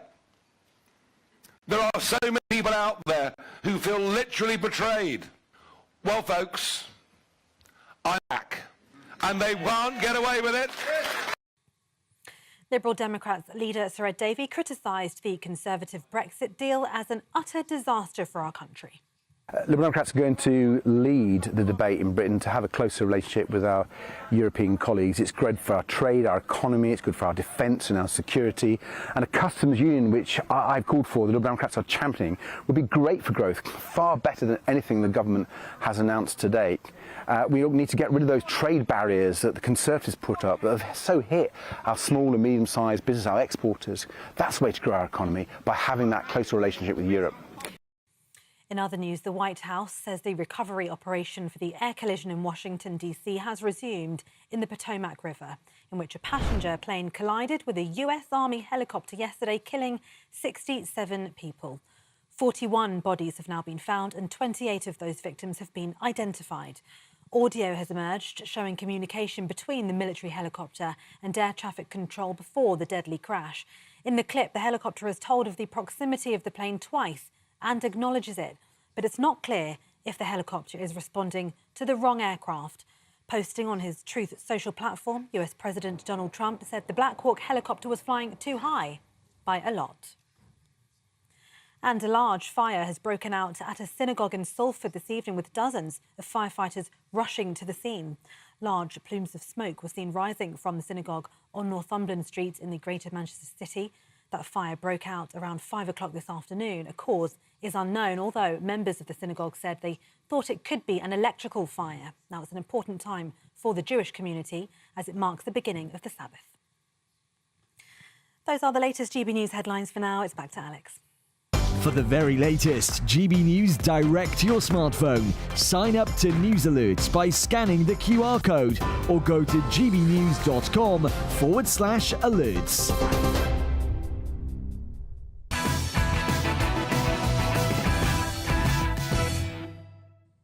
Welcome back. £3 billion. That's how much Keir Starmer's Labour government has splashed so far on foreign nations, while you, the British people, are left to struggle. Pensioners are freezing, farmers are being taxed into the ground, and working families can't afford to live. Yet we're funneling billions abroad. Around £2.26 billion to Ukraine, while we scrap Royal Navy warships. 50 million for vulnerable Syrians, while our elderly shiver. 536 million to foreign farmers, while British farmers are crushed under Labour tax hikes. And while our borders remain wide open.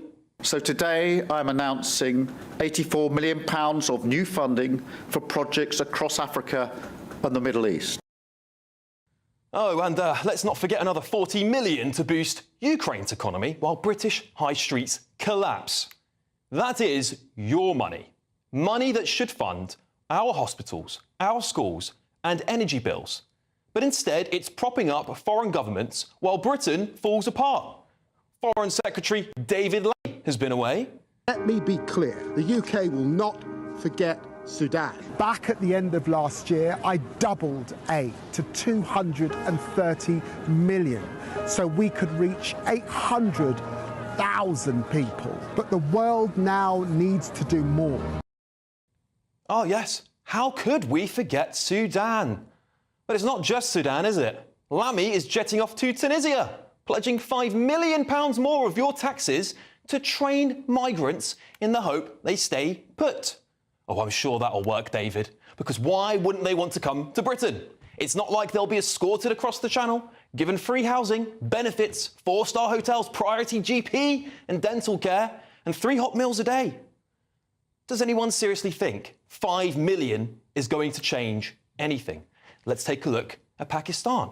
Despite almost 300 million in aid between 2020 and 2023, a staggering 184,000 Pakistani nationals arrived in the UK in the same time. That's according to the Office of National Statistics. And get this, the number actually increased when the aid started to flow in 2019. We saw 21,000 Pakistani arrivals then. So more money is apparently just a minute for more migrants. Meanwhile, in my opinion, the Prime Minister has been gaslighting the nation. He stood in Downing Street and told you how bad our finances are, telling us we need to tighten our belts. And that's what we must suffer because of the phantom, unsubstantiated, multi-billion-pound black hole that we keep on hearing. Things are worse than we ever imagined. In the first few weeks, we discovered a £22 billion black hole in the public finances. And frankly, things will get worse before they get better. Inspiring stuff. Well, Prime Minister, if it's so bad, how on earth can we afford all this virtue signalling? It's as clear as day to me. While you're paying record high taxes, watching your towns crumble and you're struggling to heat your home, this government is making you pay for foreigners to have a better life. We're being taken for mugs. Does Labour clearly just hate this country? But let's get the thoughts of my panel. We've got political consultant Suzanne Evans, Stephen Wolfe, Director of the Centre for Migration and Economic Prosperity, and journalist and broadcaster JJ Anasobi. Suzanne, I'll start with you. Look, we are clearly, as you might have seen from my interview earlier on, in a bit of a rock and a hard place. The economy, we don't think we can get any growth before 2050. Heathrow's not even going to probably have its first spade down then. What are we going to do? It's quite clear to me that the Labour Party is very keen to send foreign aid abroad and do all this virtue signalling nonsense, while British people are suffering. What's going on? Yeah, the problem is, so this latest initiative about Tunisia, let's just focus on that for a moment. It's utterly ridiculous. Why have we got boats coming across the channels in the way we have? These people are paying thousands of pounds, they're just people smugglers for their carriage. Why is it happening? It's because poor countries that were full of people that couldn't afford to go anywhere are now getting much wealthier for all sorts of reasons, be that foreign aid, be that the advance of capitalism, whatever it might be. The more you actually fund these countries, the more the middle class in that country, if you like, is going to become wealthier and they're going to be able to afford to migrate. So in a sense, what David Lammy is doing is actually fueling a problem that we've already got. He's just going to make it worse. And I've been having a look at Tunisia and how it fares economically compared to us, it's actually really interesting. Their GDP growth is better than ours. In fact, it's twice as good. They've got much lower government debt and as a ratio of GDP. We're running, our national debt's running at nearly 98% of GDP. Theirs is around 76%. And interestingly, their citizens also pay a lot less income tax than we do. Incredible. And businesses pay only 15% corporation tax. So in a sense, they've got, you know, the good makings of an economy there. Yeah, they've got a much higher unemployment than us. But Tunisia is not a country that is struggling. It is not a country that people need to be leaving. But the more you enable people to have wealth in that country, the more they're inevitably going to try and come to the West. Well, I think that's the case as well. But, JJ, look, Italy spent like €500 million on Tunisia and other places in North Africa. They've cut crossings by 59%. Our crossings are up comparatively, I think, by something ridiculous, at least 7 or 8% on the year. We're spending billions as well. Now we're going to send 5 million to Sudan and Tunisia and other places. Surely we should just be focusing on strengthening our borders at home, right? The numbers are skewed a little bit because actually it was because of Gaddafi's relationship with Berlusconi that Italy agreed to pay what was actually reparations, something this country says we will never do. We're never going to pay reparations. Italy paid reparations, building roads, helping infrastructure. Would Giorgia Meloni call it reparations? I doubt she would. She wouldn't, but Berlusconi did call it that. He built hospitals, he did roads, he built schools, all because of historic offences that Italian soldiers had committed in that region. And in that time when Gaddafi was in charge, crossings were at an all-time low. Since the West deposed Gaddafi and killed him, it's run by terrorists over there now. So do you think this is money well spent then, JJ? I think 5 million quid or 6 million quid to educate people over there to say, actually, it ain't the land of honey and gold over there. It's a drop in the ocean for this country. Were you complaining when UK was Boris Johnson was paying British citizens to take in Ukrainians?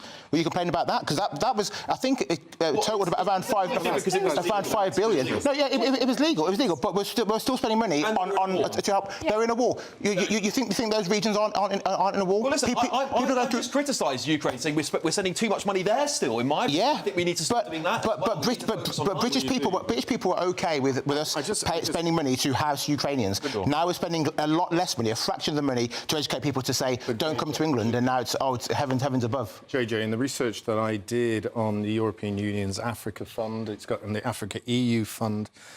The EU has about 4 different programmes that have put over 110 billion euros into Africa in the past 11 years.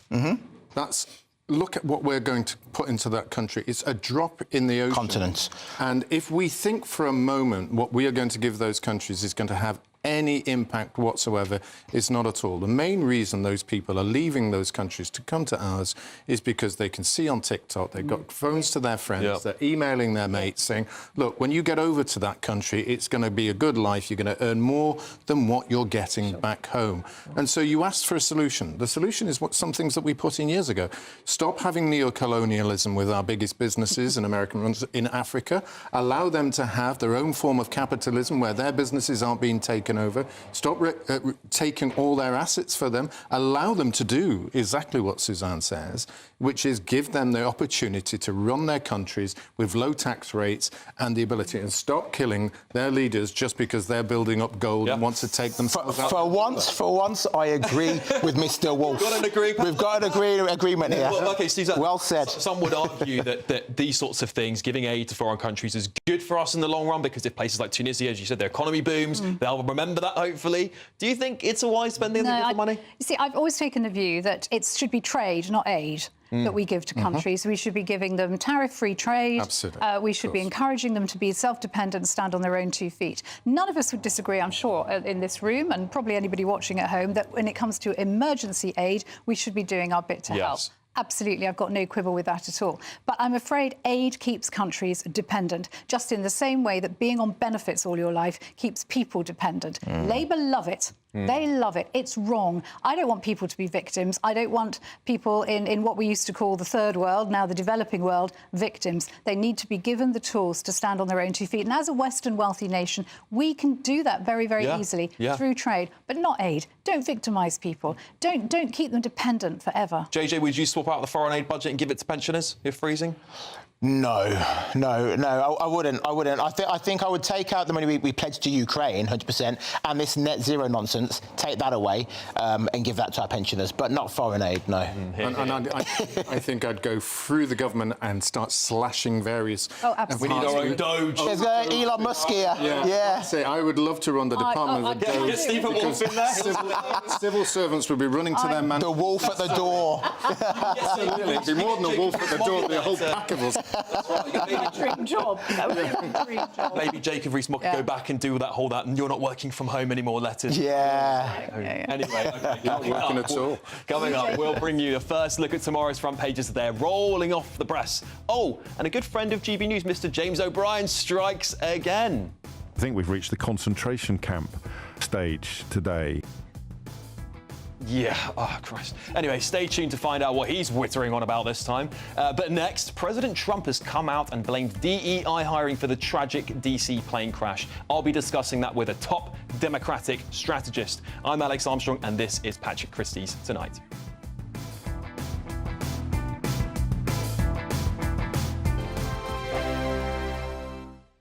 If you want your news to be straight talking, this is a nightmare for the Conservatives again. down to earth, It's not just Nottingham where this is happening, is it? and most importantly, honest, Hard-working, middle-class taxpayers, they'll get their book thrown at them. then catch me, Martin Daubney, Monday to Friday, 3 till 6 p.m. on GB News, Britain's news channel.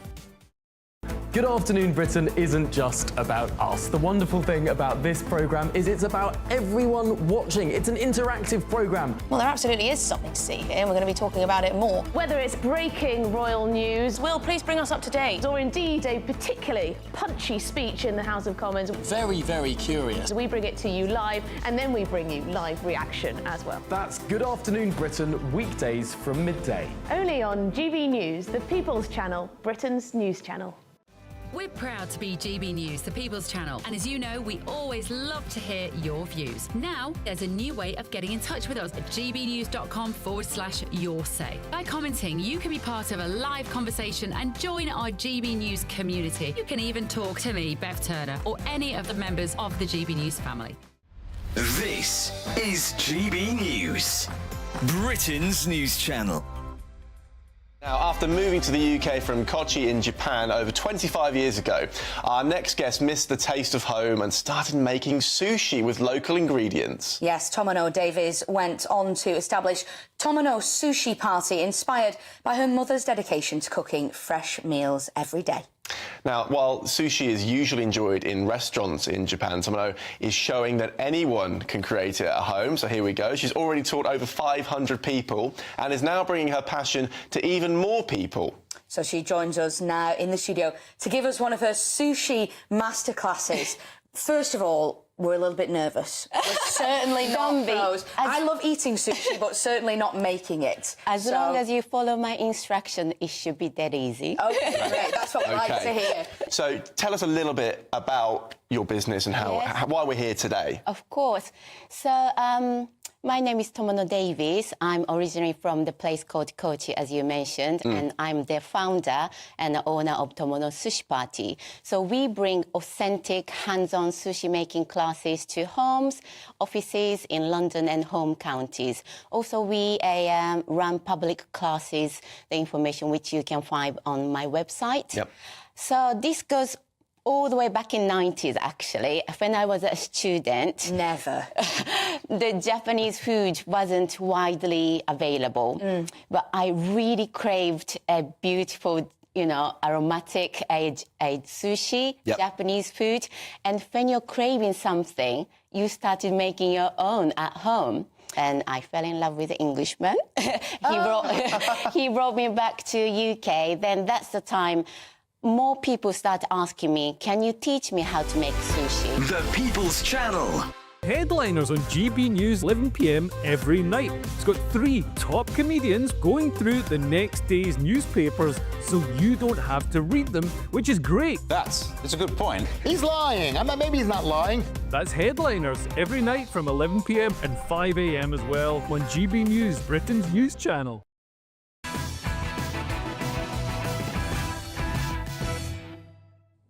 Welcome back to Patrick Christys Tonight with me, Alex Armstrong. That tragic plane crash in Washington, D.C. is perhaps predictably being politicised. This comes following comments from President Trump, where he criticised the American air traffic control authorities for hiring a lower standard of air traffic controller to hit DEI quotas. He claimed that very powerful tests were scrapped by former President Biden. Take a listen to what he had to say. To have our smartest people. It doesn't matter what they look like, how they speak, who they are. It matters intellect, talent, but we'll restore faith in American air travel. Yeah, so is DEI deadly, or is Trump scoring political points from a tragedy? I'm joined now by Jessica Ehrlich, Democratic strategist and attorney. Hello, thank you so much for joining us tonight. Obviously, this is a very tragic event. Trump has come out straight away and pointed a finger at DEI. What do you make of his comments? Is he scoring political points? Certainly not with the majority of Americans, given the fact that this is a time really when his role is more for consoler in chief and making sure that there is how he wrapped up his comments that you just showed in terms of making sure people feel safe being in the skies. But there's a time and a place for every comment, and particularly from a communication standpoint, I'm not the explainer in chief for the president. I think there's been a lot of folks that have had to come on, including his new press secretary, to talk about what he meant in his comments. But we have an incredible National Transportation Safety Board, which looks into all air crash and train accidents that occur in the United States. They are very well respected around the world. They make excellent recommendations, and they're the ones who are going to be determining what exactly happened here and what the mistakes were that were made and how we can prevent these in the future. Everything else until then is pure speculation. Yes, of course. Well, I want to sort of move on, but there was one comment that struck me today, I read in the UK Telegraph, was a aspiring air traffic controller in America said that he lost his job to DEI. Now, obviously, Trump is making that comparison there that obviously some parts of government institutions and bodies need to have roles that are diverse. Do you think, in general, with America having, I think it was calculated 2022, 35,000 plus people in DEI roles, do you think that this is fair? Is this the meritocracy that's promised in America? I mean, certainly going forward, we know that this is one of the things that Trump believes he was elected on and that is going to be part of his legacy and administration is the doing away with all DEI principles and any hiring that's related that is strictly based on those sort of all of the programs that are involved in DEI. Now, whether or not someone was fired or hired based on those, that's something I'm sure that will be analyzed in this situation. But I think it'll be more, and I think it should be more about the competence and what happened in this specific incident and how it can be prevented in the future. Everything else is just speculation because we don't know what a different air traffic controller would have done. We don't even know everything that was said. We only have one tiny clip that's been released to the public. The president may know more than we do, but it is pure speculation, and that is very dangerous in situations like this. Well, OK, let's focus a little bit just on DEI, not so much on that tragedy, because, of course, lots of people lost their lives. But DEI in general has been a sticking point for the Biden administration. Many people are pointing to that and saying that's one of the reasons the Kamala Harris campaign didn't take off. Many Americans feel that it's just out of touch with what America's meant to be. Do you see, the Democrats maybe moving away from things like supporting DEI in the future? I mean, there's a fine line that has been crossed in many instances on both sides. I mean, America is still about being the most qualified person for the job. And when we put in artificial measures on anyone, I think part of the issue that folks have had across the board is that there's a difference between equitable and equity when you're talking about the implementation of DEI. I know it sounds like semantics, but it really is. And that's what has gotten, I think, most people. And there really should be it shouldn't be in any hiring situation that you are that it's done based on whether you are one gender or not, one color or not, one race, one religion. It should be on who's best for the role. And hopefully those things also reflect the larger population as well, because there are many people who are qualified. We have folks graduating from business schools and law schools and colleges all over the country and trade schools who are of every denomination, color, and gender. In fact, we have more women graduating from law schools and medical schools now than we do, in the last 50 years, but we're still not seeing them reach the top. So there are issues that have to be worked out in a sociological way. Whether or not the Democratic Party moves away from them, I am dubious as to whether that will happen. And so, there's obviously a bit of a vacuum now. There's no real leader. Some of the other Democrats are either on their way out, maybe perhaps seen as too old. Who do you see as the up-and-coming Democrat?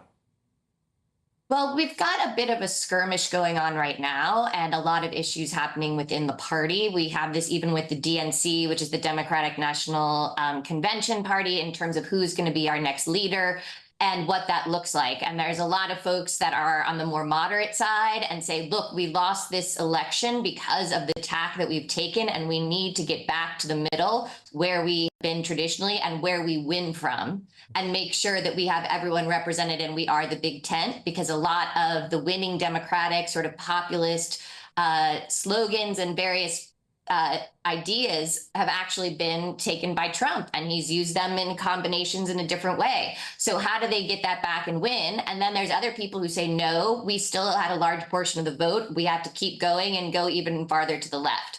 That's been an argument that's been going on now, I think, for at least 8 years within the party. And, the leader of the House right now for Democrats from New York is very powerful and could be seen as a great leader for us going forward. Interesting stuff. But it's a little up for air right now. Okay. There's a lot of argument going on, I can tell you. All right, well, we're going to follow that very closely. Thank you, Jessica. We'll see you shortly. And Democratic strategist, of course, Jessica Ehrlich. Thank you. Coming up next, I'll bring you tomorrow's front pages hot off the press with my full reaction from my press pack and what is going on here.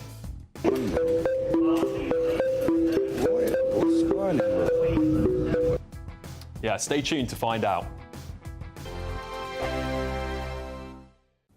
Hello there, good evening. Welcome to your GB News weather update from the Met Office.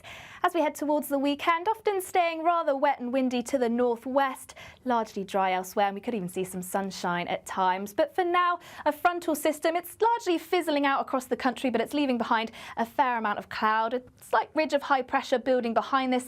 This is where we're likely to see the clearest of skies, so turning chilly here, even possible seeing some frost by the time we reach the morning. But across a large bulk of the country, that's where the cloud is likely to stick around, and also starting to see some cloud push into the northwest, turning rather windy here as well. But most towns and cities just about staying above freezing, but in those clearer skies across rural spots, that's where we could just dip below and see that frost start to develop.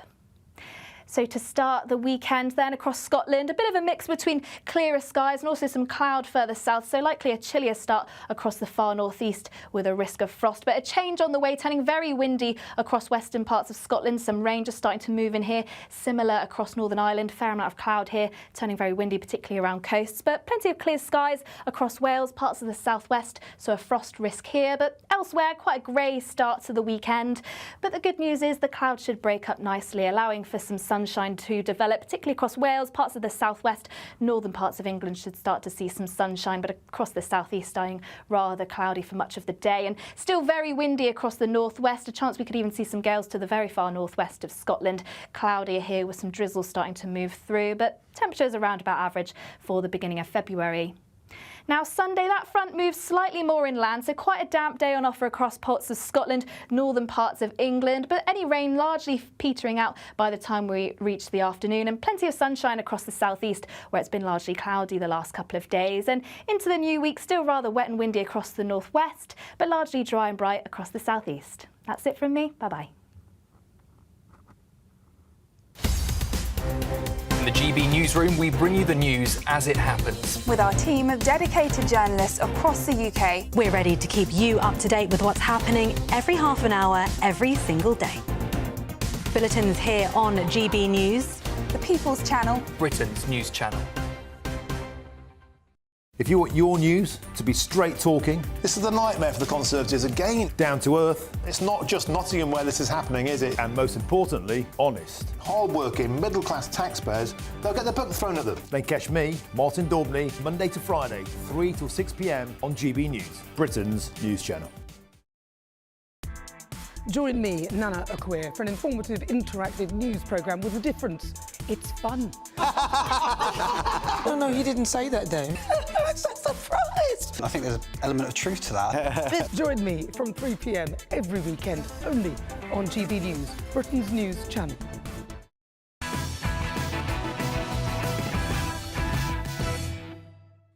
Welcome back. This is Patrick Christys tonight with me, Alex Armstrong. It's now time for your front pages. OK, we're starting off here with the Daily Mail. Big story. Andrew told Epstein we'll play more soon. These look like more emails that have been leaked out between the relationship between Prince Andrew and Jeffrey Epstein. Let's have a look at the Daily Express.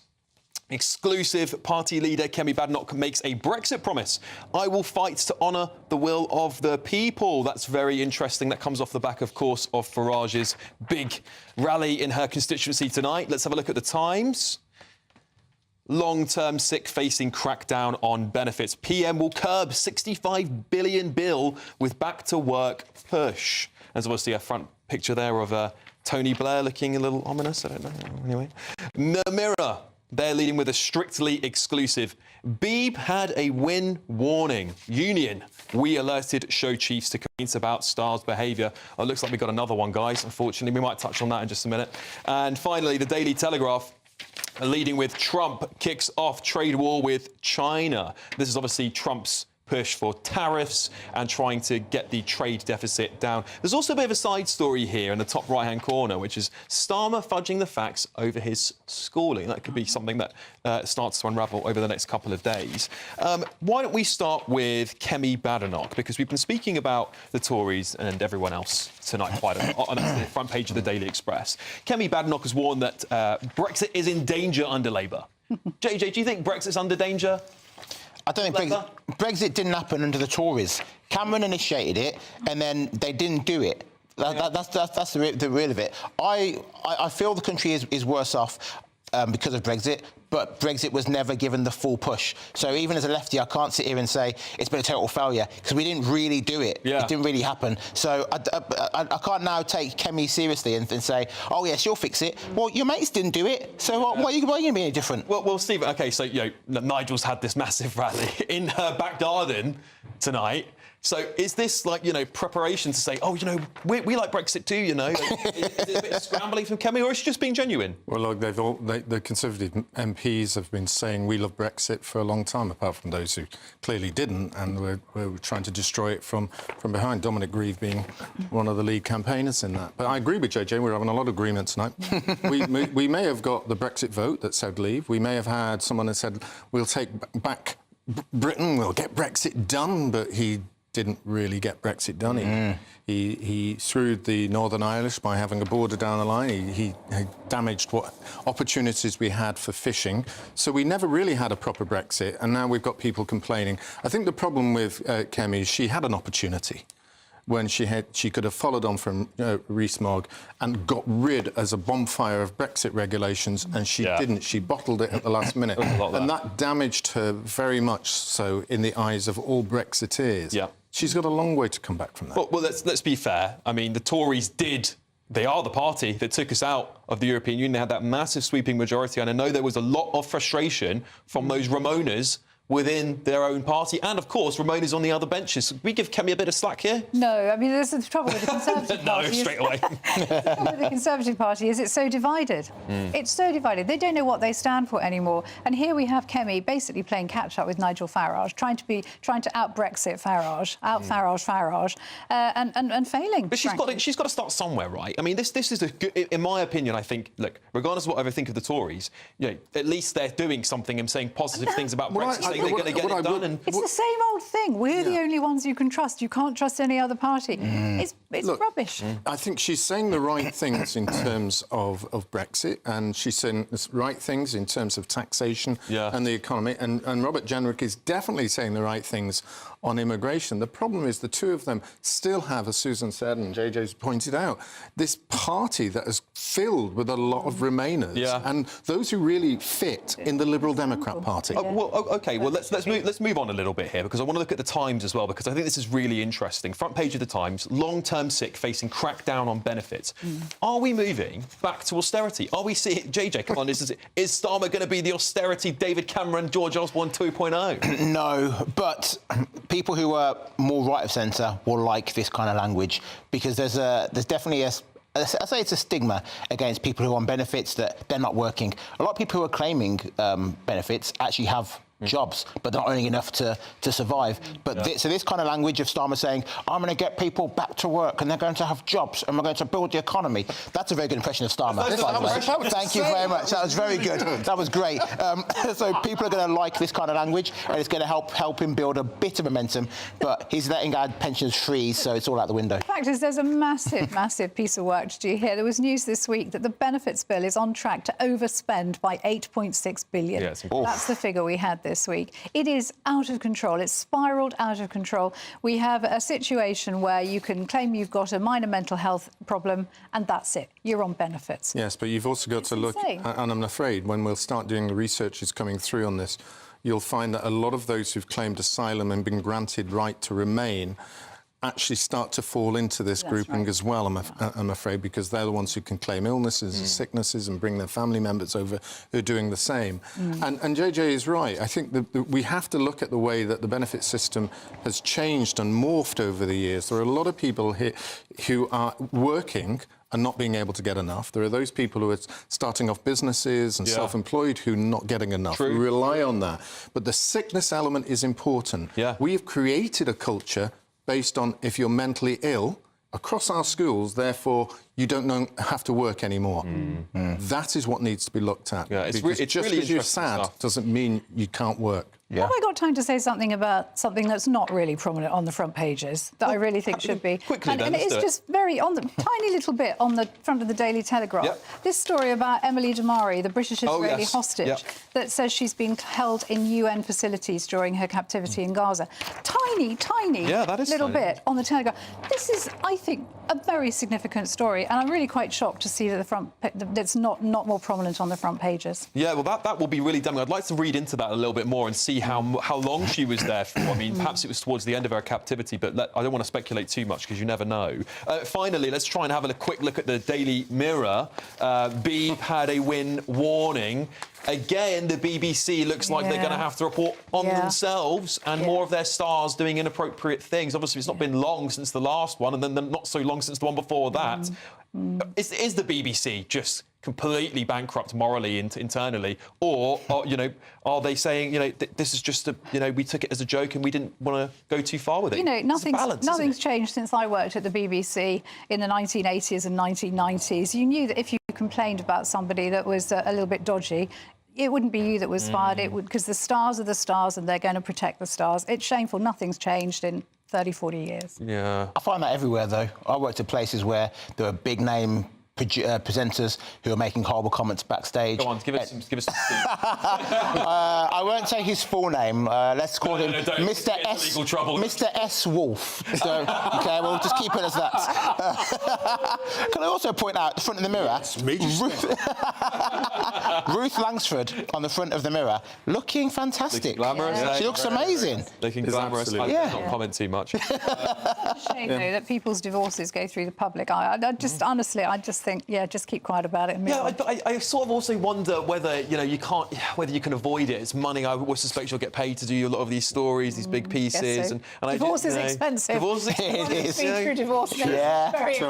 All three of us. Absolutely. I haven't. I think we've got time for another quick story. So there's one here again on the front page of the Daily Telegraph. Another small little box there, but AstraZeneca ditches 450 million vaccine plot. I think this is a bit of a slap in the face to British people, because we must have given AstraZeneca billions at the time, and now they're turning around saying, actually, Rachel Reeves is not failing to kickstart the economy is why we're leaving. So is this just a sign of the times now? You also got to look at behind the story of what that is, and AstraZeneca needs a huge amount of energy to actually utilise these factories. I know somebody who works in the pharmaceutical industry who said that they had to stop a trial for heart drugs, both here and also they were about to pull from Germany because the costs of energy had gone up so much in this country that they can't produce the drugs at a compatible price. Interesting. So they're just leaving it in the US. And this all goes back to our energy prices.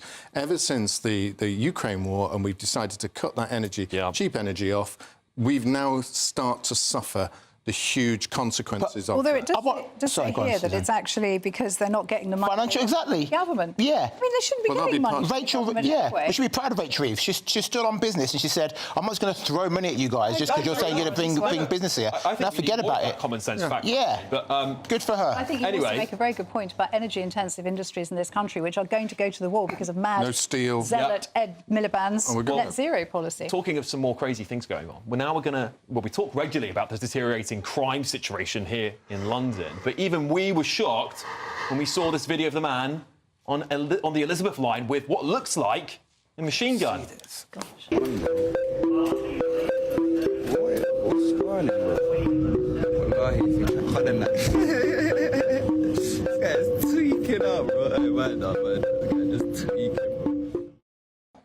Yeah, completely shocking. And unless I give you context, you're not actually going to understand. But the full context is this. This particular individual was on his way to a comic and film festival, and that was his costume. Even so, you'd think it'd be wise to wait until you get to the festival before you bring out a gun. I mean, he could have got himself shot. How stupid can you be? I've actually, when I used to live in East London, I actually saw a bunch of kids who were arrested because they had a fake gun which they were brandishing around, which is fair enough because, you know, you don't know what's real and what's fake. Did we have a child that was shot with a fake gun? Yeah. We have that. Yeah. I have to so he could have been shot. I found that. Well, this is the question, right? Why would you see somebody with a machine gun? Has anyone in London got survival instincts anymore? Survival instincts. Unbelievable. You know, what's this, a scene from Jurassic Park? They're going to come down and he needs to be able to shoot them. I mean, what the hell? It's slightly off his stuff. Would you have just called the police? Like, I'd have run. I'd have run. Yeah, I'd have absolutely run. I think you're right. Well, let's have a look at this other viral clip of our best friend James O'Brien. Oh gosh, what's he talking about now? I am not given to hyperbole, but listening to people praising Donald Trump for deporting people who are not violent criminals while he releases violent criminals into the population. It's quite extraordinary. I think we've reached the concentration camp stage today. Yeah, hyperbole much. What? Isn't he? Isn't he just a plonker for saying stuff like that? Is he talking about the idea that Trump has mooted, that he's going to use Guantanamo Bay to hold 30,000 illegal Venezuelan criminals, to be honest? It's more a prison camp rather than a concentration camp. I think James O'Brien seems to be perfectly happy with the fact that there is well recognised to be around 600,000 Venezuelan gangsters all running around, and that Maduro actually released them in the same way that Castro released gangsters into Florida on the boats, if you can take your memory right back to those. And since we have Al Pacino doing one of the greatest movies ever in Scarface. I just can't believe it. I mean, it's ridiculous for him to say, I don't deal in hyperbole, and then compare deportations to, people were literally had their lives taken off them. I think it's absolutely insane. I mean, yeah, it's crazy. The man is a shock jock, an extreme, nasty shock jock. Yeah. That's the best that can be said for him. Can't stand them. Yeah, I think he's unfortunately got something wrong with him, to be honest, in terms of the way that he can't think straight. No, he seems to always look at anybody who has an alternative view to this very narrow kind of North London set of people, and anything outside of that, you're just an abysmal Nazi. To people. Yeah, I don't know these people who love calling in. I find that really bizarre. He just shuts them down and he's rude. Oh, come on, guys. We can say that about the people on the right as well. There's enough right-wing shock jocks out there who say stuff that is literally insane. OK, right. Coming up. Don't pan to me next, all right? How dare you pan this camera to me after he says that? All right. Coming up, we've got more of tomorrow's front pages with reaction from this fantastic panel. Stay tuned. We'll be back very shortly.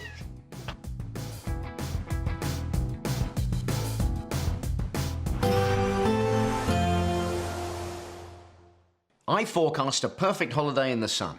Weather looking good then? For sure, and no worries about our travel insurance. All Clear Travel Insurance sponsors GB News Travel Destinations Forecast.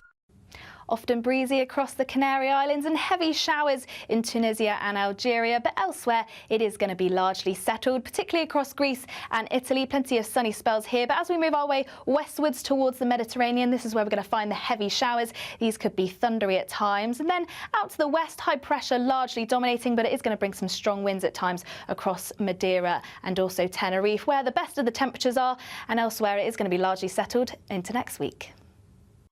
All Clear Travel Insurance sponsors GB News Travel Destinations Forecast.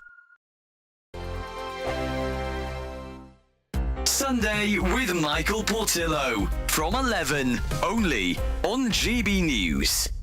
Well, specialist from Woolly and Wallace Auction House, Alexandra Aguilar, joins me now. Alexandra, how lovely to see you. And I wonder whether you were going to bring the jewellery in. You're actually wearing the jewellery. So shall we begin with the bracelet? Right, so it's a diamond line bracelet, as you can see.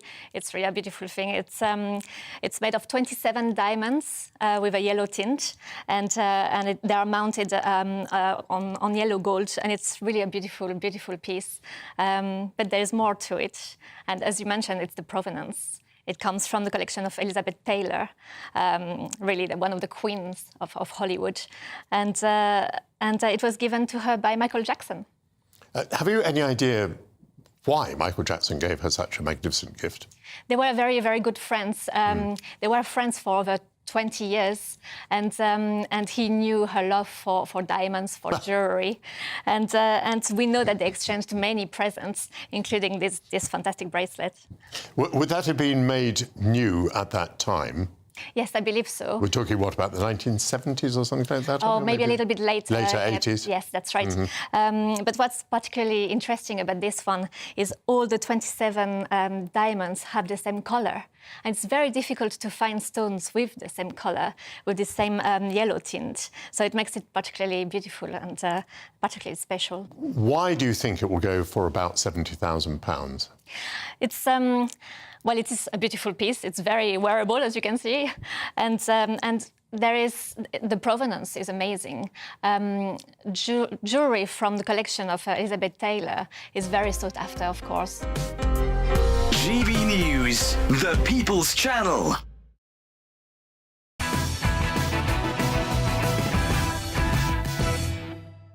Yes, welcome back. This is Patrick Christys. Tonight with me, Alex Armstrong. Time for more of tomorrow's front pages. Let's have a look at the Eye. Most UK voters back under 30s migration deal in Brexit reset with the EU. Yes, 57% now support youth mobility. Quite interesting stuff. The Guardian coming up next. The long walk back to find my home crushed and buried. This is the Guardian's report in Gaza this week. They've gone over to Gaza there. And the Sun. Yeah, OK. More humiliation for the Prince. Duke of York pub rips down his portrait. They threat of new FBI probe over Epstein. They say, sup yours, Andrew. I think, OK, maybe we should just stay on this because I think this is rather entertaining. Obviously, we saw on, what front page was it before we had? Is it the Daily Mail front page before? Epstein said, we'll play more soon. He wrote this email to billionaire paedophile telling him to keep in close touch. After Date claimed he'd broken off contact. Is this going to be more trouble for Prince Andrew, do you think? Can Prince Andrew get into any more trouble? The answer, unfortunately, is yes, isn't it? You know, that Newsnight interview was such an absolute disaster. It's rude Pizza Express for me entirely. Just one in Woking. I think the others are so good. You might meet him there. But yeah, you know, he said he'd cut off contact with Epstein. And these emails, and let's not forget, these are from the Financial Conduct Authority, these emails. They're not from some shady source. They're from the Financial Conduct Authority. They clearly show that he was still in contact with him. And not only that, talking about carrying on playing again soon. Look, not great. The fact is, he was friends with a known paedophile, a convicted paedophile. He didn't have to go to New York. I don't care how royal and how much protocol he has. He didn't have to fly out to meet him face-to-face to say, listen, because you're a paedophile, I can no longer be friends with you. He didn't need to do that. He should have just sent him a text saying, cut him off, send a text saying, you're disgusting, bye. Yeah. This pub should have taken down this picture yonks ago. Yeah, well, it's now they say, oh, well, now we've got more evidence, now we're going to have to take it down. I think hopefully they put it down before this story broke, so maybe they just took some time to get a new picture. Who knows? It blew down in Storm Eowyn. Oh, you and Storm Eowyn. You're obsessed with that Storm.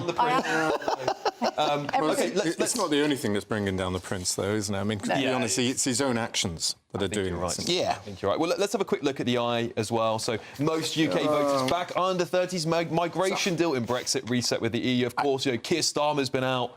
Yeah, I'd love to see where these interviews were being made, which sort of class of individuals, because I think if you're under 30s in a working class estate, where I was growing up, none of them would be backing under 30 migration deal because they wouldn't be able to do it themselves. Yeah. This strikes me as a very middle to upper middle class kind of concept. My kids want to be able to go off and do their interrail or get off and go to university when they can do that anyway. Yeah, well, exactly. So they can do that anyway. You can still go to European universities and study there, even now without the European, being a member of the European Union. I mean, people this travel. Is nonsense. We haven't stopped letting people leave the country. True, but I was just in Amsterdam with my brother-in-law, and none of that stuff, thank you. We're there just having a good time. I know where your mind's going. So we were in Amsterdam having a nice time. That's it. We were running through tulip fields, me and Joey. So that you can come back and play in your lovely garden. But I do have to say, when we got to the airport, having to go in the passport for the rest of the world, it took forever. And leaving as well. So for that reason alone, I want to rejoin the EU. Ridiculous. That is the most nonsensical argument. Come on. Actually, this is not. By the way, this is not a Brexit problem. It's an airport-specific problem. We can have deals with different airports to let us through quicker. It's down to them. It's not actually down to the EU. We could get a much faster entrance if those places wanted us to. Think about it, JJ. If we were still in the EU, we wouldn't be able to do contactless for £100. They have a maximum, I think, €40 limit in No, EU. No, I was spending more than that. Far more. Yeah, but you're having to put your number in Amsterdam. I know they don't really have the contact let me ask this in the same way. So interesting is when you read on a little bit here, is the scepticism grows on the ECHR, which I think that could be a message that's penetrating through there. But should we just think that young people should be able to go do this, or is it going to open back door to Brexit? Because once they get used to that freedom of movement, and then you say once you hit 30, it's gone. Surely that just radicalises. But this is all about the plan of allowing European Union citizens under the age of 30 to come here, not on study visas, but be able to work here. Yeah, that's what it's all about. This is where the sneakiness comes in of the civil service, the Treasury, all those people working within that and backing up the policy individuals that then get the politicians to mouth it out. That's why we need a Doge to get rid of all of them and remove everybody connected to this whatsoever. Put them all out of their job. And then if we did that, we'd be saving millions to be able to give to our pensioners. All right. Well, look, very, very quick one. Suzanne? Yeah, and I was just going to say, very quickly.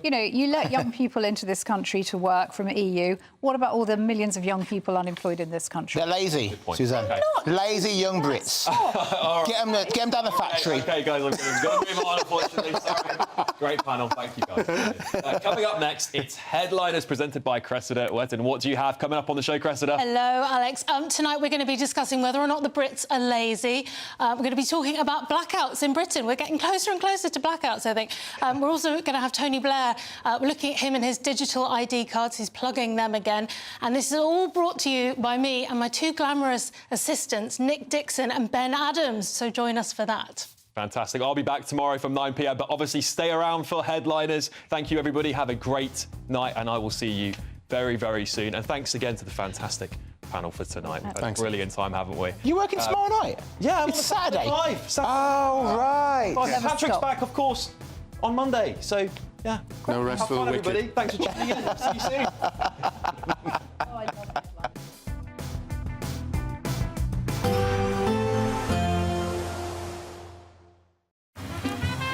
Despite the morning rain, it'll be a nice, warm, cosy day ahead. Boxed heat pumps, sponsors of weather on GB News. Hello there, good evening. Welcome to your GB News weather update from the Met Office. As we head towards the weekend, often staying rather wet and windy to the northwest, largely dry elsewhere, and we could even see some sunshine at times. But for now, a frontal system, it's largely fizzling out across the country, but it's leaving behind a fair amount of cloud, a slight ridge of high pressure building behind this. This is where we're likely to see the clearest of skies, so turning chilly here, even possible seeing some frost by the time we reach the morning. But across a large bulk of the country, that's where the cloud is likely to stick around, and also starting to see some cloud push into the northwest, turning rather windy here as well. But most towns and cities just about staying above freezing, but in those clearer skies across rural spots, that's where we could just dip below and see that start to develop. So to start the weekend then across Scotland, a bit of a mix between clearer skies and also some cloud further south, so likely a chillier start across the far northeast with a risk of frost. But a change on the way, turning very windy across western parts of Scotland. Some rain just starting to move in here. Similar across Northern Ireland, fair amount of cloud here, turning very windy, particularly around coasts. But plenty of clear skies across Wales, parts of the southwest, so a frost risk here. But elsewhere, quite a grey start to the weekend. But the good news is the clouds should break up nicely, allowing for some sunshine to develop, particularly across Wales, parts of the southwest. Northern parts of England should start to see some sunshine, but across the southeast staying rather cloudy for much of the day, and still very windy across the northwest. A chance we could even see some gales to the very far northwest of Scotland. Cloudier here with some drizzle starting to move through, but temperatures around about average for the beginning of February. Now Sunday, that front moves slightly more inland, so quite a damp day on offer across parts of Scotland, northern parts of England, but any rain largely petering out by the time we reach the afternoon, and plenty of sunshine across the southeast where it's been largely cloudy the last couple of days. And into the new week, still rather wet and windy across the northwest, but largely dry and bright across the southeast. That's it from me. Bye-bye. There will be a light breeze in the morning, leading to a warm front. Boxed heat pumps, sponsors of weather on GB News. Mornings don't have to be tiresome, especially if you have the right company. Wake up to news as it happens, opinion and debate, and of course, a little bit of entertainment too. Because when the kettle's on, we're on. That's Breakfast on GB News, a show worth waking up for. Every morning from 6 a.m. Only on the People's Channel, Britain's news channel. We'll spread the news, you spread the word. Join me, Camilla Tominey, for a frank and honest discussion with those in power that cuts through the spin and gets to the heart of the issues shaping our nation. You haven't confirmed that you want to stand as leader, but you haven't ruled it out either. This report basically says that he's not fit to stand trial. Is he indecisive? Incompetent? I deliver the dose of reality Westminster needs. That's the Camilla Tominey Show at 9:30 every Sunday on GB News. The People's Channel, Britain's news channel. GB News Breakfast, every day from 6 a.m. Well, you know I like an auction. Yeah. And I've bought some strange things at auction before you have as well, haven't you, Eamon? Yeah, well, Ellie would throw this in the bin that you're coming up with now. How about this? Admiral Lord Nelson's hair.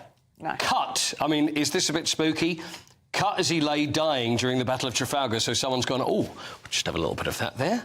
In 1805, is on sale in Jersey, and it's a little cup. How much would you pay for the hair? No, nothing. It would go in the bin, straight in the bin. What? Even what? Nelson? That's very disrespectful to the British culture and heritage. I think it's disrespectful that he lay there dying and someone thought, we'll take a quick stick. Well, maybe they just had. Maybe they thought, you know, because there's obviously the famous painting, isn't there, of the Battle of Trafalgar? Maybe they thought we'll give him a quick haircut, and then they kept their £15,000, 15 grand. Where's the hair come from? What part of the body? His head, Eamon. Well, it could be his underarm. I don't know. You know, it depends. You would all right, let me have a little look. You would bid more. Very curly. I think it's his head. It's his head. What? You would bid more for his head than, say, his underarm. Well, I think so, yeah, I would hope so, yeah. Or anywhere else. I would hope so. A little less whiffy there, the head hair. And there it is. And it's in a little pot. No.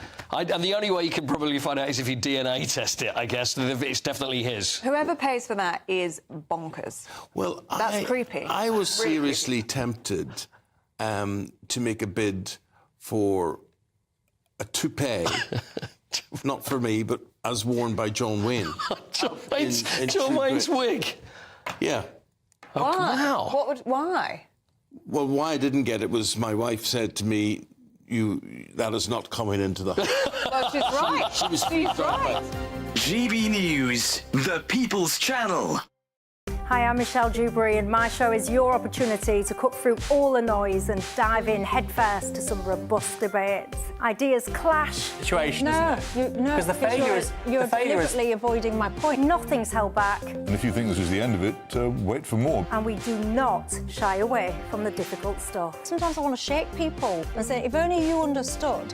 So join me on Jubes and Co weeknights at 6 p.m. only on GB News, Britain's news channel.